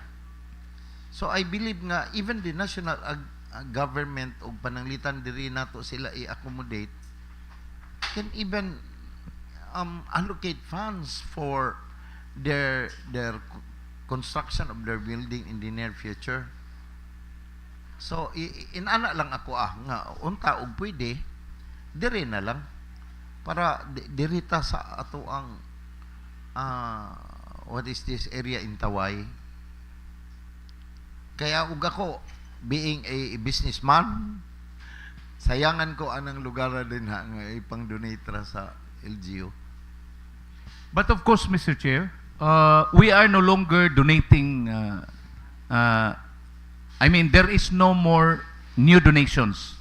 But I agree with Honorable Joel. We will try to offer PSA to our area here. I do not know if they are willing to invest for a brand new building. But ang ako na lang karon, we will try to resolve this and then offer them. If they are willing, then that property there will go back to us.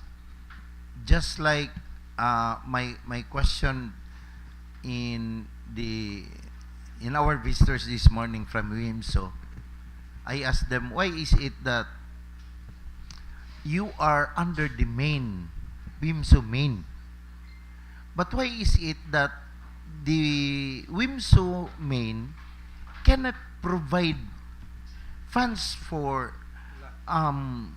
Construction any repair. development, Oh. no construction in your school? So the very question there is that when they started, they already asked the local government unit for a deed of donation or use of RAC. That's why they cannot what is this, allocate funds for the construction of any other possible building, school building in WIMSO. So that's also my line of understanding, that in the PSA, of course, when we will offer the office of the PSA a certain lot here, and they will report that in the national office, posible po nga himuon po na ni sa national office nga mo provide sila in the near future, mo provide sila funds for kay ato namang i-donate sa ilang area din no dito murag alanganin po na sila kay wa po may klaro, wala mang tay klaro nga documents nga mo justify sa ilahang katungod dito sa ilang area. That's my understanding, Mr. Chair. So anyway, this is only a sort of discussion in the committee report. So I hope that I hope that we will consider also this, no, in the further discussion on during the committee meeting, if there will be another meeting. For me lang gyud og pwede ma-preserve gyud ang area diha kay commercial jud kay ng area ha. Anyway, Mr. Chair. And Okay. Furthermore, we experience in the different places that we benchmark. Diba ato nakita dito even ang ilang mga night market is Before, very progressive. Maybe I interrupt. Before. Okay. Okay. Please continue, please. Okay. So that's mine. Nga unta in the near future, we will copy the night market of the different places that we visited. Di ba mas dako gani kay siguro nag-income ng lugar din ha. Dayon ma-resolve pag yun nato ng kanang disorder is kaning location di sa mga palibot sa ato ang ABCD diha nga building kanang ilang mga barbecue handa. It's sore eyes for our visitors to come in. Malugar na to na sila ba? That's my opinion only, Mr. Chair. Okay. Mr. Chair. Yes, Honorable Floor Leader. Again, that is very commendable for me. But of course, it's going to be a lot of work that LGU-Ipil will undergo. Number one is we need to also convince our mayor, our local chief executive, if that is also his direction. We have to, murag gitara ba? Atong ayuhon og kuan para inig-andars gitara, di gyud mayabag. So, but at this point in time, we are just trying to resolve one particular issue that is, I think, within very reach. Kanang atong panglantaw nga diri nato ibutang sa taway ang mga national agencies mo donate tag area para nila is very good. Pero mo lagi na tanaw nato kung mag-agree ba ta tanan ana, if number one, if that is the direction of our local chief executive. So anyway, that is only the personal kanang outlooks of Honorable Joel. So I think, Mr. Chair, we need to move forward with this. So with that, Mr. Chair, I am still in favor that we will authorize the PSA and Charlie Ilagan to make necessary actions, follow-ups in relation to the missing document, which is the land title for lot number 4053-A, Mr. Chair. Okay. Thank you, Honorable Floor Leader. Any more discussion? Amendments? Objection? There being none, motion approved. Before we proceed, I would like to relinquish. Okay. Padayon na ka. Okay. Okay. Please proceed, Mr. Floor Leader. Yes, Mr. Chair, in relation to that report number 251, I therefore move for a resolution authorizing the PSA represented by Attorney Richard Tabigne, the provincial statistician, and or Mr. Charlie Ilagan, the municipal assessor of LGU-Ipil, to process, if necessary, secure the important land title document pertaining to lot number 4053-A from the Register of Deeds ROD in Pagadian City. That's my motion, Mr. Chair. Okay. There's a motion passed by Honorable Floor Leader. Any second to that motion? Second, Mr. Chair. Seconded by Honorable Albutdan. Any discussion? Amendments? Objection? There being none, motion approved. Thank you, Mr. Chair. Let's now go to my third committee report number 252, from the Committee on Rules, Resolutions, and Ordinances. Subject here is a proposed memorandum of agreement, MOA, between the local government unit of Ipil and the Philippine Statistics Authority on the implementation of a program called Birth Registration Assistance Project, or BRAP, in the municipality of Ipil, Zamboanga, Sibugay. Our remarks and recommendations: the Committee on Rules, Resolutions, and Ordinances, to which the matter was referred, a proposed MOA between the local government unit of Ipil and the Philippine Statistics Authority on the implementation of a program called Birth Registration Assistance Project, BRAP or BRAP, in the municipality of Ipil, Zamboanga, Sibugay. Mr. Chair, the proposed MOA between LGU-Ipil and PSA will allow for the collection, compilation, analysis, abstract, and publish statistical information relating to the country's economic, social, demographic, political affairs, and general activities and conditions of the people as mandates under Republic Act number 10625.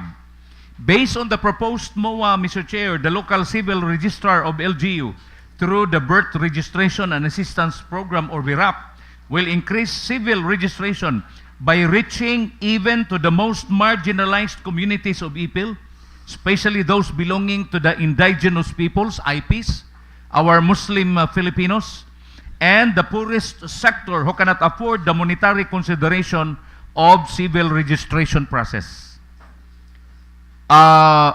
Mamahimong libre unya i-reach out pa gyud sila.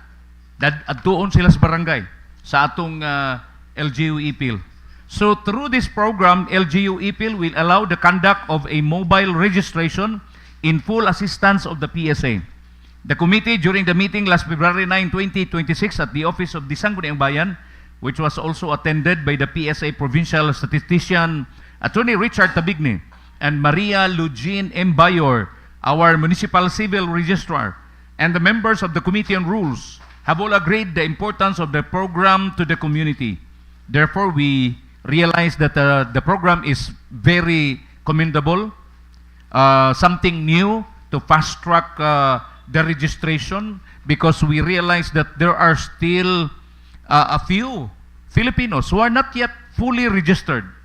So the committee, during the meeting last February 9, therefore recommends that this proposed MOA between LGU-Ipil and PSA of Zamboanga, Sibugay be approved. Motion to adopt the report, Mr. Chair. There's a motion passed by Honorable Floor Leader. Any second to that motion? Second, Your Honor. Seconded by Honorable Hapid. Any discussion? Amendments? Objection? There being none, motion approved. In that note, Mr. Chair, I move for a resolution approving the content of the Memorandum of Agreement between LGU-Ipil and PSA, Mr. Chair. There's a motion passed by Honorable Floor Leader. Any second to that motion? Second, Your Honor. Seconded by Honorable Hapid. Any discussion? Amendments? Objection? There being none, motion approved. Finally, in relation to Committee Report number 252, I therefore move for a resolution giving authority to the local chief executive to enter into Memorandum of Agreement with the Philippine Statistics Authority, PSA, Mr. Chair, for the implementation of the Birth Registration Assistance Project or BRAP in the municipality of Ipil. Okay. There's a motion passed by Honorable Floor Leader. Any second to the motion? Second, Your Honor. Seconded by Honorable Hapid. Any discussion? Amendments? Objection? There being none, motion approved. Thank you, Mr. Chair. Let's go to the next committee report, Committee Report number 253, again from the same committee. Subject here is the application for LGU-Ipil Civil Society Organization or CSO accreditation of Kasanga Peacekeepers Brotherhood and Sisterhood Incorporated. Remarks and recommendations. The Committee on Rules, Resolutions, and Ordinances to which the matter was referred again. This application for LGU-Ipil CSO accreditation of Kasanga Peacekeepers Brotherhood and Sisterhood Incorporated. This is to situate that all basic and important requirements relative to the accreditation are being met. The reviewing committee, during the second review conducted last January 12, 2026, discovered that the board resolution, or during its first meeting, signifying the organization's intention for accreditation for the purpose of representation in the local special body lacks proper notarial procedure, which is also a very important item in the approval. The committee therefore recommended the application be remanded back for compliance of the notarial requirement. After a couple of weeks, the organization submitted again for the second time around all the requirements, including the duly notarized board resolution, and was reviewed again by the committee last February 9, 2026. With this, Mr. Chair, the committee therefore recommends that this application be finally approved, realizing that all the basic and important requirements relative to the accreditation are now being met. Motion to adopt the report, Mr. Chair. There's a motion passed by Honorable Floor Leader. Any second to that motion? Second. Seconded by Honorable Alibutdan. Any discussion? Amendments? Objection? There being none, motion approved.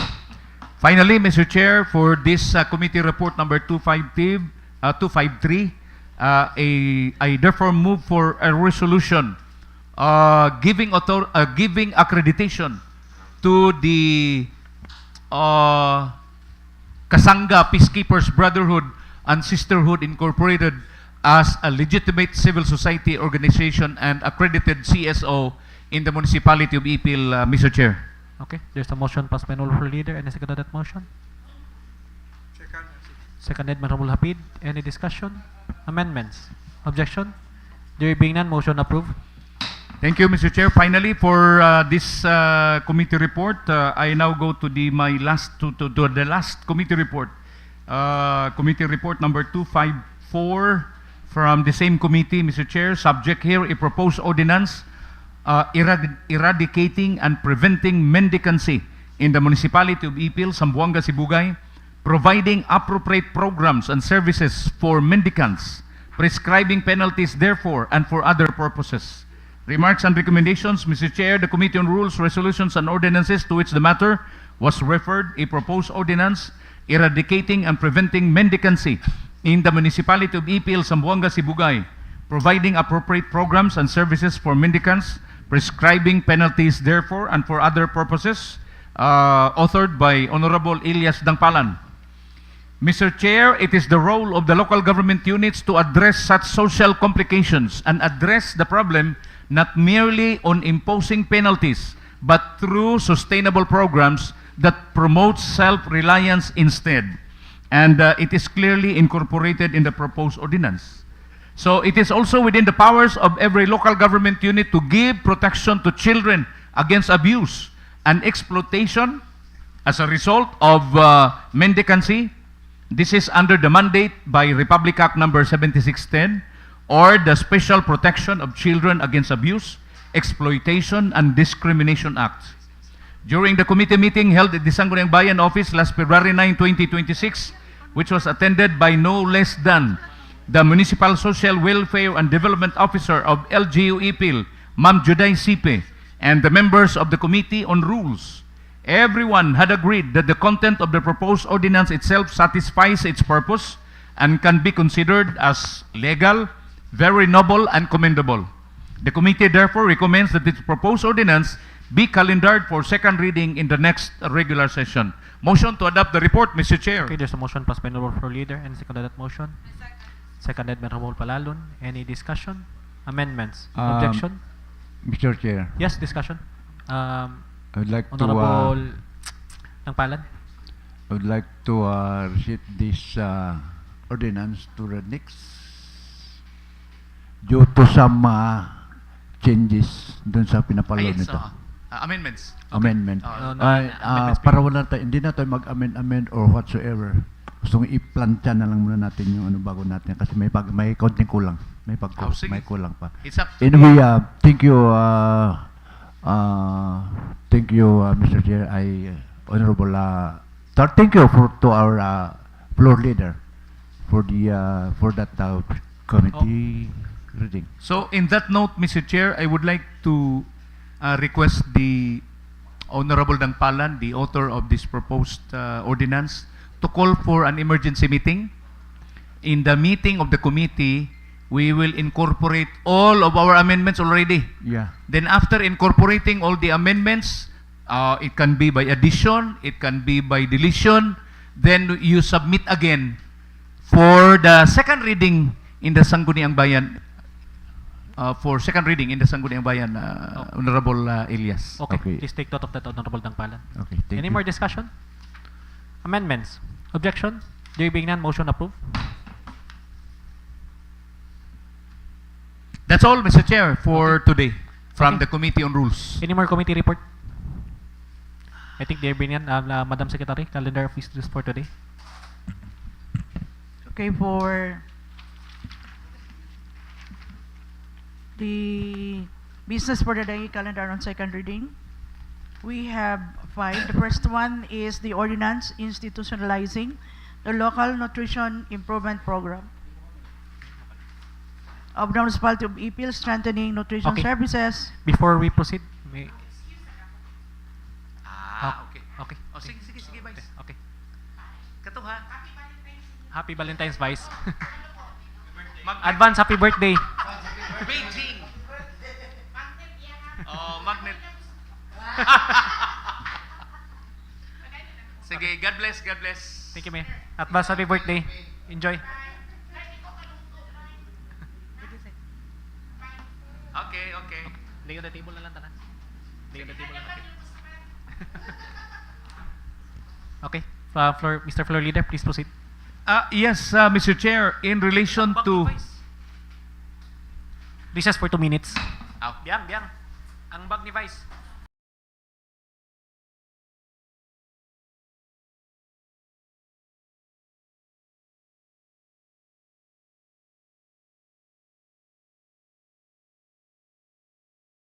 In relation to item B-1, an ordinance institutionalizing the local nutrition improvement program of the Municipality of Ipil, strengthening nutrition services at the barangay level, promoting healthy dietary practices, and establishing sustainable support mechanism for community nutrition, to which you are the author, Mr. Chair.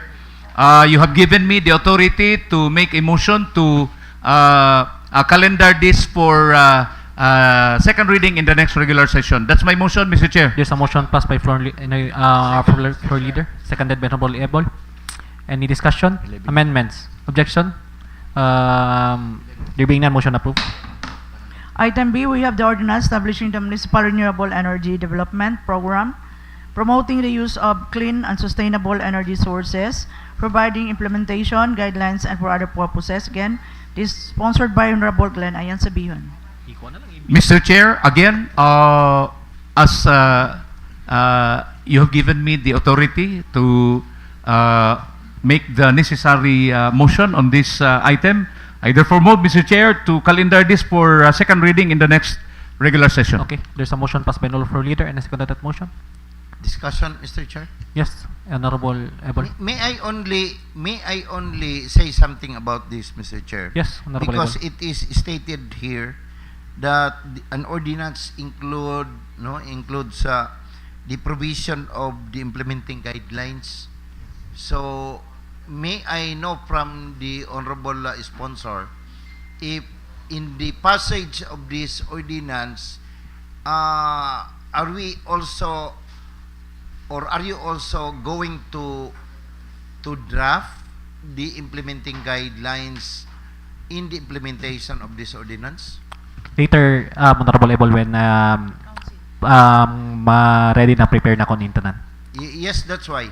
So that my point is that in the next regular session, the provision of the implementing guidelines Yes. be also included so that sunod-sunod na ang ato ang Okay, pag-discuss. Council pa Pwede, rin. pwede. Okay.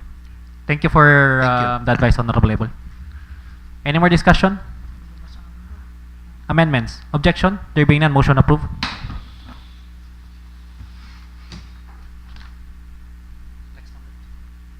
Ito nito po. Nakadiding siya. Item C, we have the ordinance prescribing the implementation of the Smart Safe City program of Municipality of Ipil, providing funds therefore and for other purposes. Again, this is sponsored by Honorable Glenn Ayan Sabihon. Okay. Yes, Floor Leader. Mr. Floor, in consideration to your request, I therefore move for a resolution declaring this ordinance to be calendared for the next regular session, Mr. Chair. Okay. There's a motion passed by Honorable Floor Leader, and I second that motion. Seconded by Honorable Hasim. Any discussion? Amendments? Objection? There being none, motion approved. Item D, we have the ordinance institutionalizing the comprehensive nutrition program through integrated, strengthened, and sustained strategies to safeguard the nutritional well-being of the people of Ipil, and appropriating funds therefore is sponsored by Honorable Okay. Dayan Catalunya. Okay, since the proponent is not yet here, anyone from the body would like to sponsor for a resolution to be that this ordinance will be calendared on the next regular session? Anyone? Please. Mr. Chair, I move that this ordinance be calendar for the next regular session, Mr. Okay, Chair. there's a motion passed by Honorable Dangpalan. Any second to that motion? Second. Seconded by Honorable Hapid. Any discussion? Amendments? Objection? There being none, motion approved. Item E, we have the ordinance encouraging the inclusion of the able-bodied senior citizens in the job hiring process of vacant positions in both private and government sectors within the municipality of Ipil and providing guidelines thereof. Sponsored by Honorable Elias Dangpalan. So what's the pleasure of the proponent? Mr. Chair, I move for the approval of an ordinance encouraging the inclusion of able-bodied senior citizen in the job hiring process of vacant position in both private government sectors within the municipality of Ipil in providing guidelines thereof. I Okay. move for the approval, Mr. Chair. There's a motion passed by Honorable Elias Dangpalan. Any second to that motion? Second. Seconded by Mr. Honorable Chair. Hasim. Any discussion? Discussion, Mr. Chair. Yes, Honorable Palalon. Mr. Chair, a point of inquiry under Section 6 incentives, whether who will be giving the incentives to the private establishments when they employ senior citizens. Okay, Mr. Chair,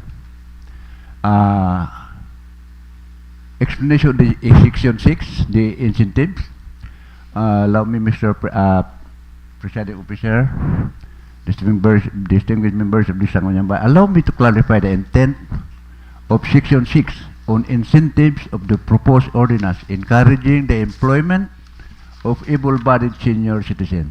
This provision does not in any way obligate the municipal government to pay salaries, wages, or monetary incentives to senior citizens who may be hired under this ordinance. The clear intent of this measure is that the hiring of employing entity, whether private establishments or government office, shall be solely responsible for the payment of salaries, wages, and lawful benefits accordance with existing labor laws, civil service rules, and applicable regulations.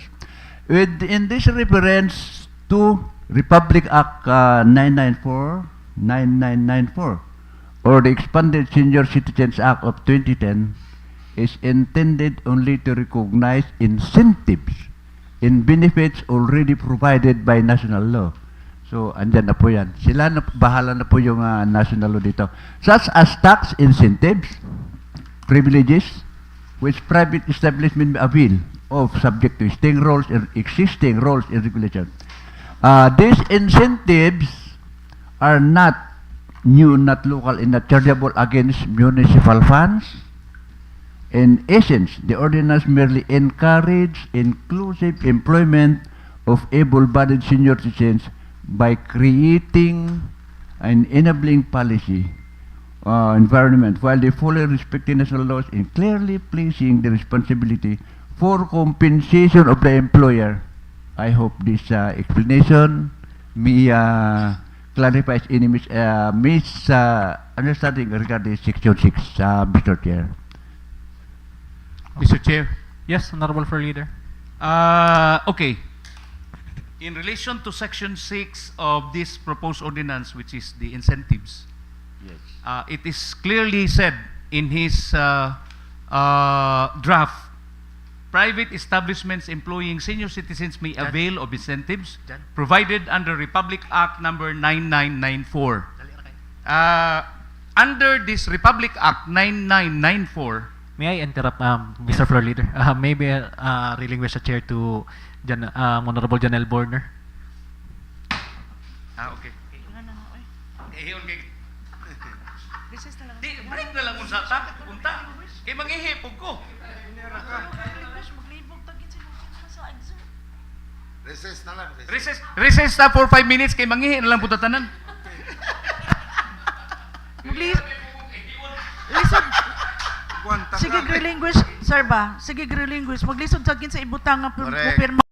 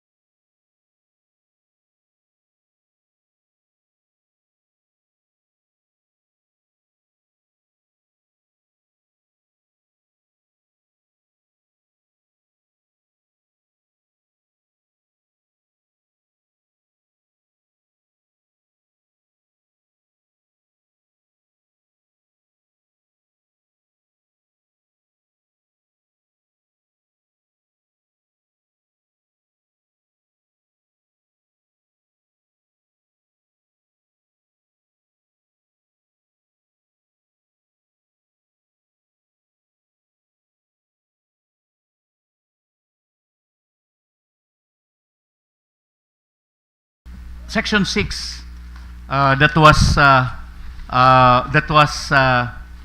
introduced by the author and was being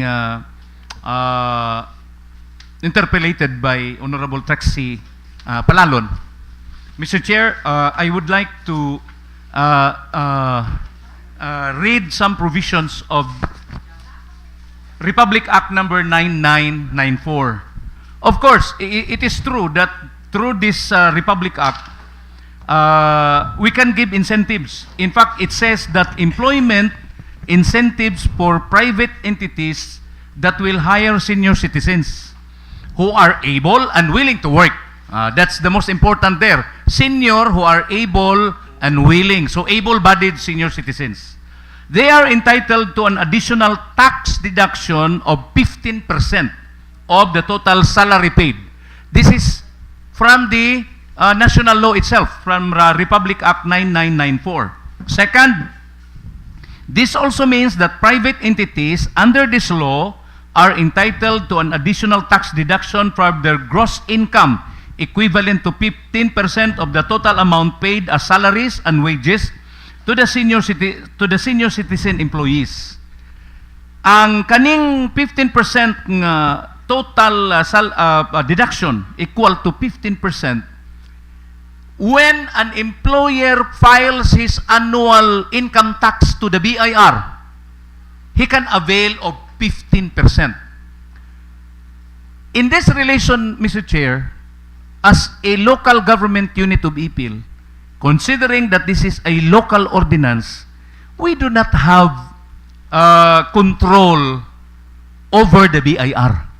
Meaning, we cannot implement the 15% deduction that the law says because we are a local government unit. So, therefore, Mr. Chair, I would like to propose an amendment. Before the amendment, let us be cleared, Mr. Chair, that national laws are there to guide us as our basis. So, with this, Mr. Chair, we do not necessarily follow what the national law says, especially if we are not allowed to do it in our local ordinances. So therefore, Mr. Chair, first of all, I'd like to propose an amendment by deletion. Delete the content of Section 6. Delete entirely. Private establishments employing senior citizens may avail of incentives provided under Republic Act number 9994 and other applicable national laws subject to existing rules and regulations. Delete this because I will be, after deleting this, Mr. Chair, I have prepared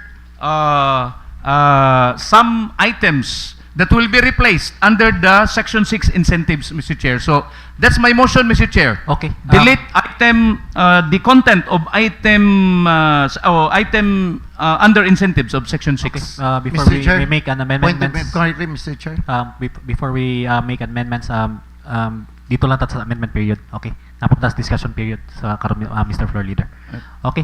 Any more discussion? Yes, Honorable Abel. Okay, I am raising earlier, Mr. Chairman, because I want to ask if we are already in the period of amendments. Okay. Wala pa. Discussion period pa ta. So another further discussion, Mr. Chair. Yes, Honorable Abel.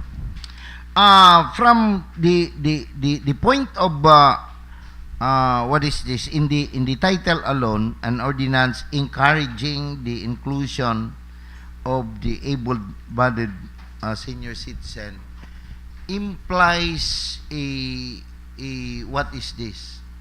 A lesser force in the what is this? Enforcing our private and government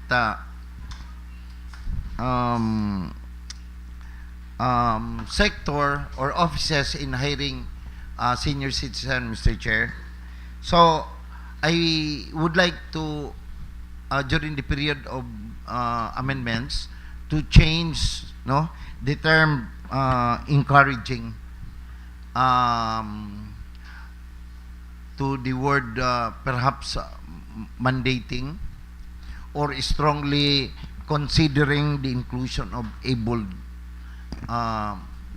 senior citizen during the period of the amendments, Mr. Chair. Okay, I will take note of that, Honorable Able. Any more discussion? Amendments? Yes, Honorable Floor Leader. Yes, Mr. Chair. As introduced a while ago, that I will be introducing an amendment. First, amendment by deletion, the entire item of Section 6, incentives. Only the content. The Section 6 will remain. The incentives title will also remain. But the content, private establishment, so on and so forth, up to the regulations, I therefore move to delete this, Mr. Chair. Okay, there's a motion passed by Honorable Floor Leader and a seconded motion. Second. Seconded by Honorable Able. Any discussion? Amendments? Objection? There being none, motion approved. Any more amendments? With that, Mr. Chair, I also would like to introduce an amendment by addition in replacement to what we have just deleted. Section 6 will remain incentives, but under the Section 6, there shall be an item which read, private establishments employing senior citizens may avail of incentives from the local government unit of Ipil. And then, what we call, unsa kanang duha ka dot? What we call that? Colon. And then, under that statement, there shall be item 6.A.1, 6.A.1, which says, any private entity employing at least one able-bodied senior citizen can avail 5% discount from the total amount of local business permit. Item 6.A.2, any private entity employing 2 to 4 able-bodied senior citizens, siyempre kung dako-dako ng grupo, no, can avail 10% discount from the total amount of the local business permits. 6.A.3, any private entity employing 5 and above able-bodied senior citizens can avail maximum 15% discount from the total amount of the local business permit. This is in consonance with the national law of 15%. Okay? And then, I also include in the amendment by addition or replacement 6.B, which states other non-monetary incentives. So, katong 6.A.1 to 6.A.3 are all monetary incentives. Now, let's go to 6.B, other non-monetary incentives. 6.B.1, which says any private entity employing senior citizen bar citizens shall be considered a priority in the business permit processing or in the so-called BPO express lane. Then semicolon 6.B.2, any private entity employing senior citizen bar citizens shall be included in the annual local recognition as citizens as senior friendly employer. This is to encourage private entities to really avail of this program, Mr. Chair. And then 6.C, requirements to qualify to the tax and non-monetary incentives that shall strictly be met. Colon. 6.C.1, there should be a duration of work. The senior citizen must be employed for at least 6 months. 6.C.2, on the income limit. The senior's annual income must not exceed the latest poverty threshold as determined by the Philippine government. This is under the mandate also of the Republic Act 9994. 6.C.3, in the compliance aspect, the terms of employment must still follow the Philippine Labor Code and other relevant laws. That's the content of my amendment by replacement or addition, Mr. Chair. Okay. There's a motion passed by Honorable Floor Leader. Any second to that motion? I second, Mr. Chair. Seconded by Honorable Palalon. Any discussion? Amendments? Objection? There being none, motion approved. Any more amendments? Thank you, Mr. Chair. With that, Mr. Chair, I would like to give this copy to the Secretariat so that they will just follow this format, Okay. Mr. Chair. Thank you. Floor Leader. Any more amendment? Yes, Honorable Ebol. Okay. Considering, Mr. Chair, the possible amendment in the title itself, Mr. Chair, I move to amend the title by changing the word encouraging.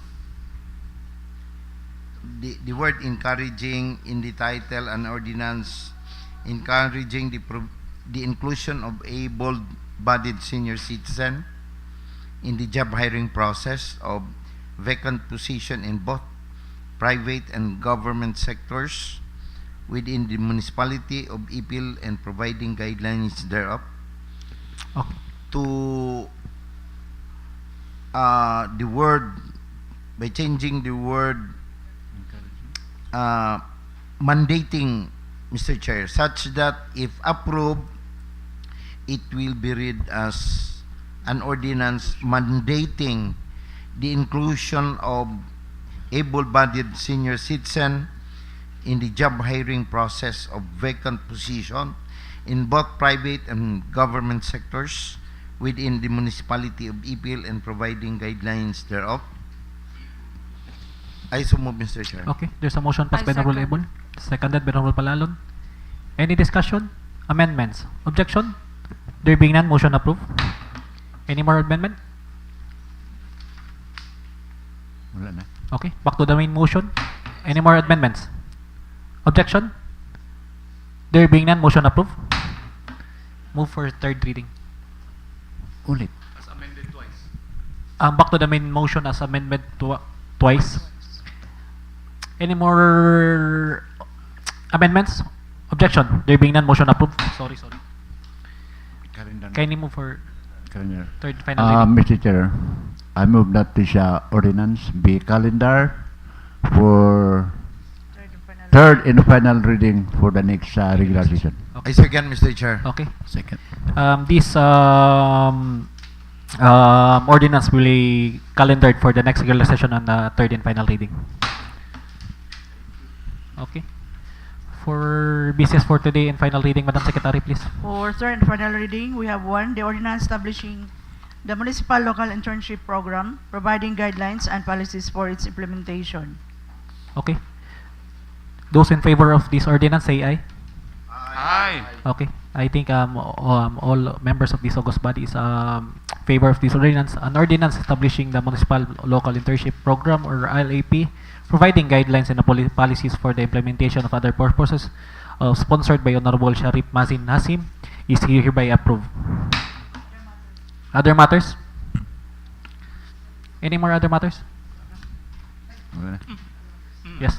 Honorable Mazin, you may have the floor now. Other matter, Mr. Chair. Regarding sa katong concern ni Honorable Alcurisa, regarding sa katong sa DBWH. Anyway, later, naaman may inspection sa atong project under sa LGU. Agihon na lang to namo ang sa Makilas, Barangay Makilas. Kay Mr. Chair, before that, naa may nahitabo before katong diri sa rotonda, di ba? So nasolve na to nato, pero kaning concern nato karon naa na pud sa lain barangay, di ba?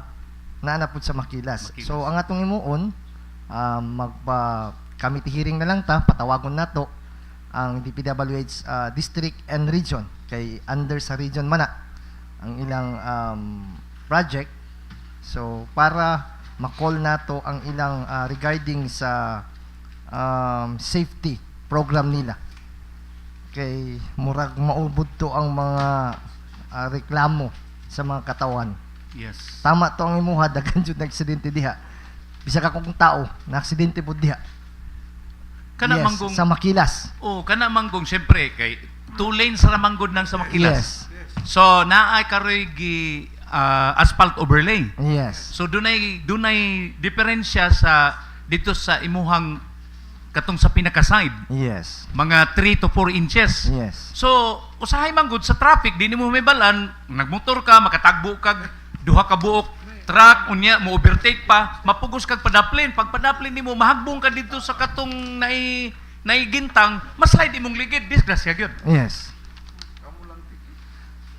Dapat kasi naa sila ka ng ilang safety program nila Yes. na dapat i-close na lang nila Oo. para dili maaksidente ang mga katawhan na moagi. Correct.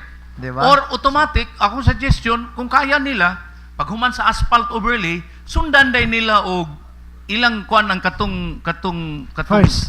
Oo, bukan First nila layer. bisag graba or balas ba tong sa kilid nga murag mo tupong na pudayon tong Yes. wala na ikuan ba? Wala na ba ka ng gintang ba? Yes.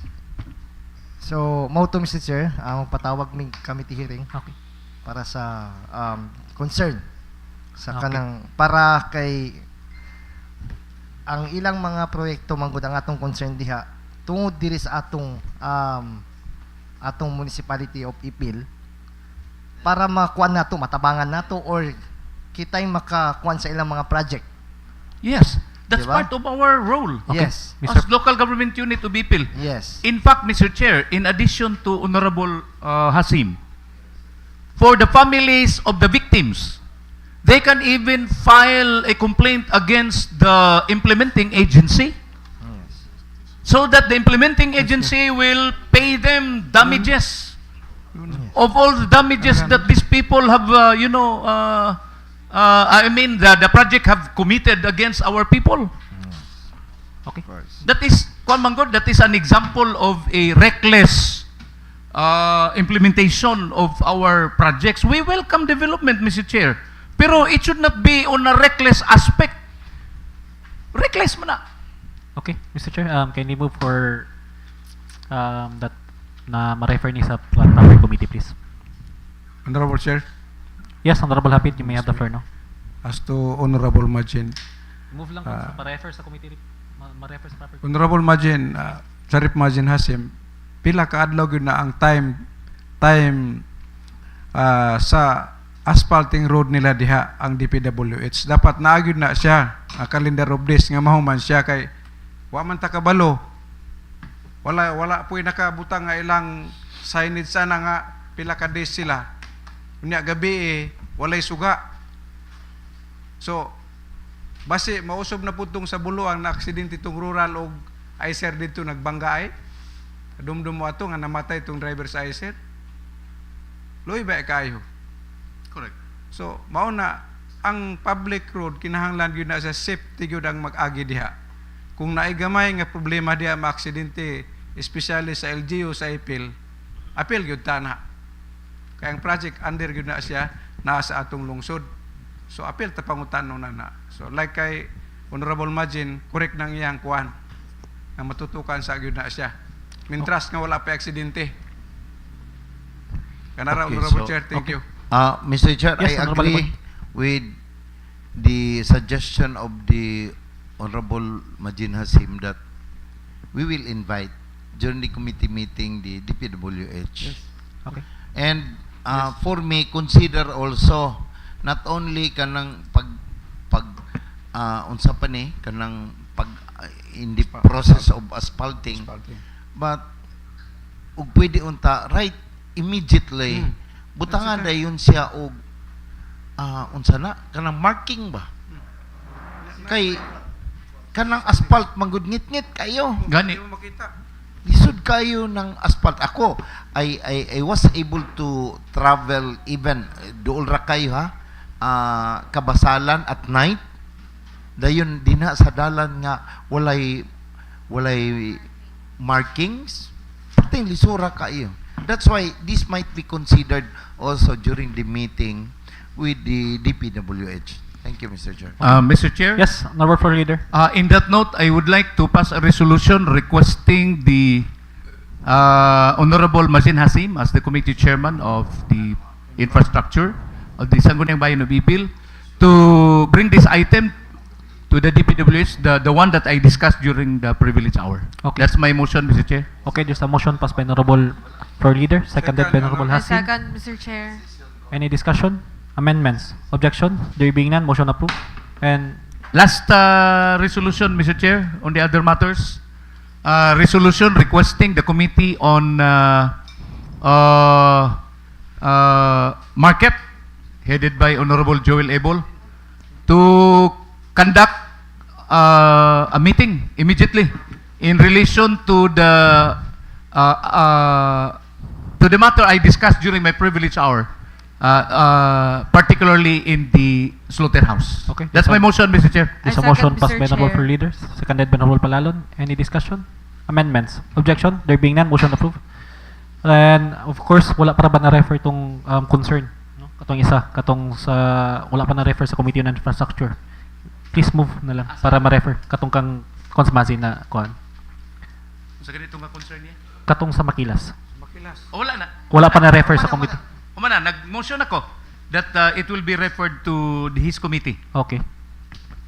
Any more other matter? Any more other matters?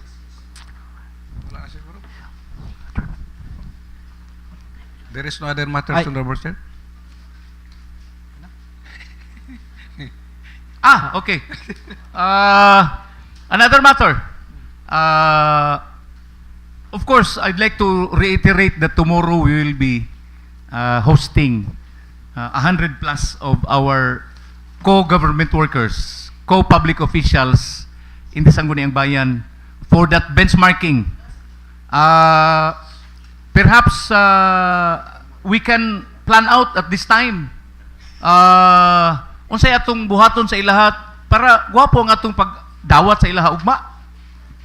Maybe discuss na lang nato pag human sa itong session siguro kay para makuan. I-adjourn na lang sa siguro nato then discuss na natas kuan. I move, Mr. Chair, for a resolution requesting all members of this august body to join us in the benchmarking program tomorrow afternoon at 1 p.m. Okay, there's a motion passed by Honorable Floor Leader and a second of that motion. Second, Your Honor. Seconded by Honorable Hapid. Any discussion? Amendments? Objection? There being none, motion approved. Move forward. Yes, Honorable Hasim. You may have the Mr. floor Chair, now. regarding sa atong PCL, this coming Okay. March Yes. 3. 456. Yes. Regarding sa atong registration, Okay. kay para mabuta ka lang. Siya na. Okay. Okay, for the information of everybody. Yeah. No? Na PCL coming for March? March, I think? March 4, 4, 5, 6. So, okay. Yes. So, para madali inyong kuhan, timan na lang itong travel na to na Yes. kinsay gusto matin. For the information of everybody. Thank you, Mr. Chair. Honorable Chair, there is no other matters? Yes, I so move adjourn. Okay, Honorable there's Chair. a motion passed by Honorable Hapid and a second to that motion. I second, Mr. Chair. Okay, the 38th regular session is hereby adjourned. Thank you. A meeting sa ta, kay paras ko ano, matabangan to si Ma'am Lalay.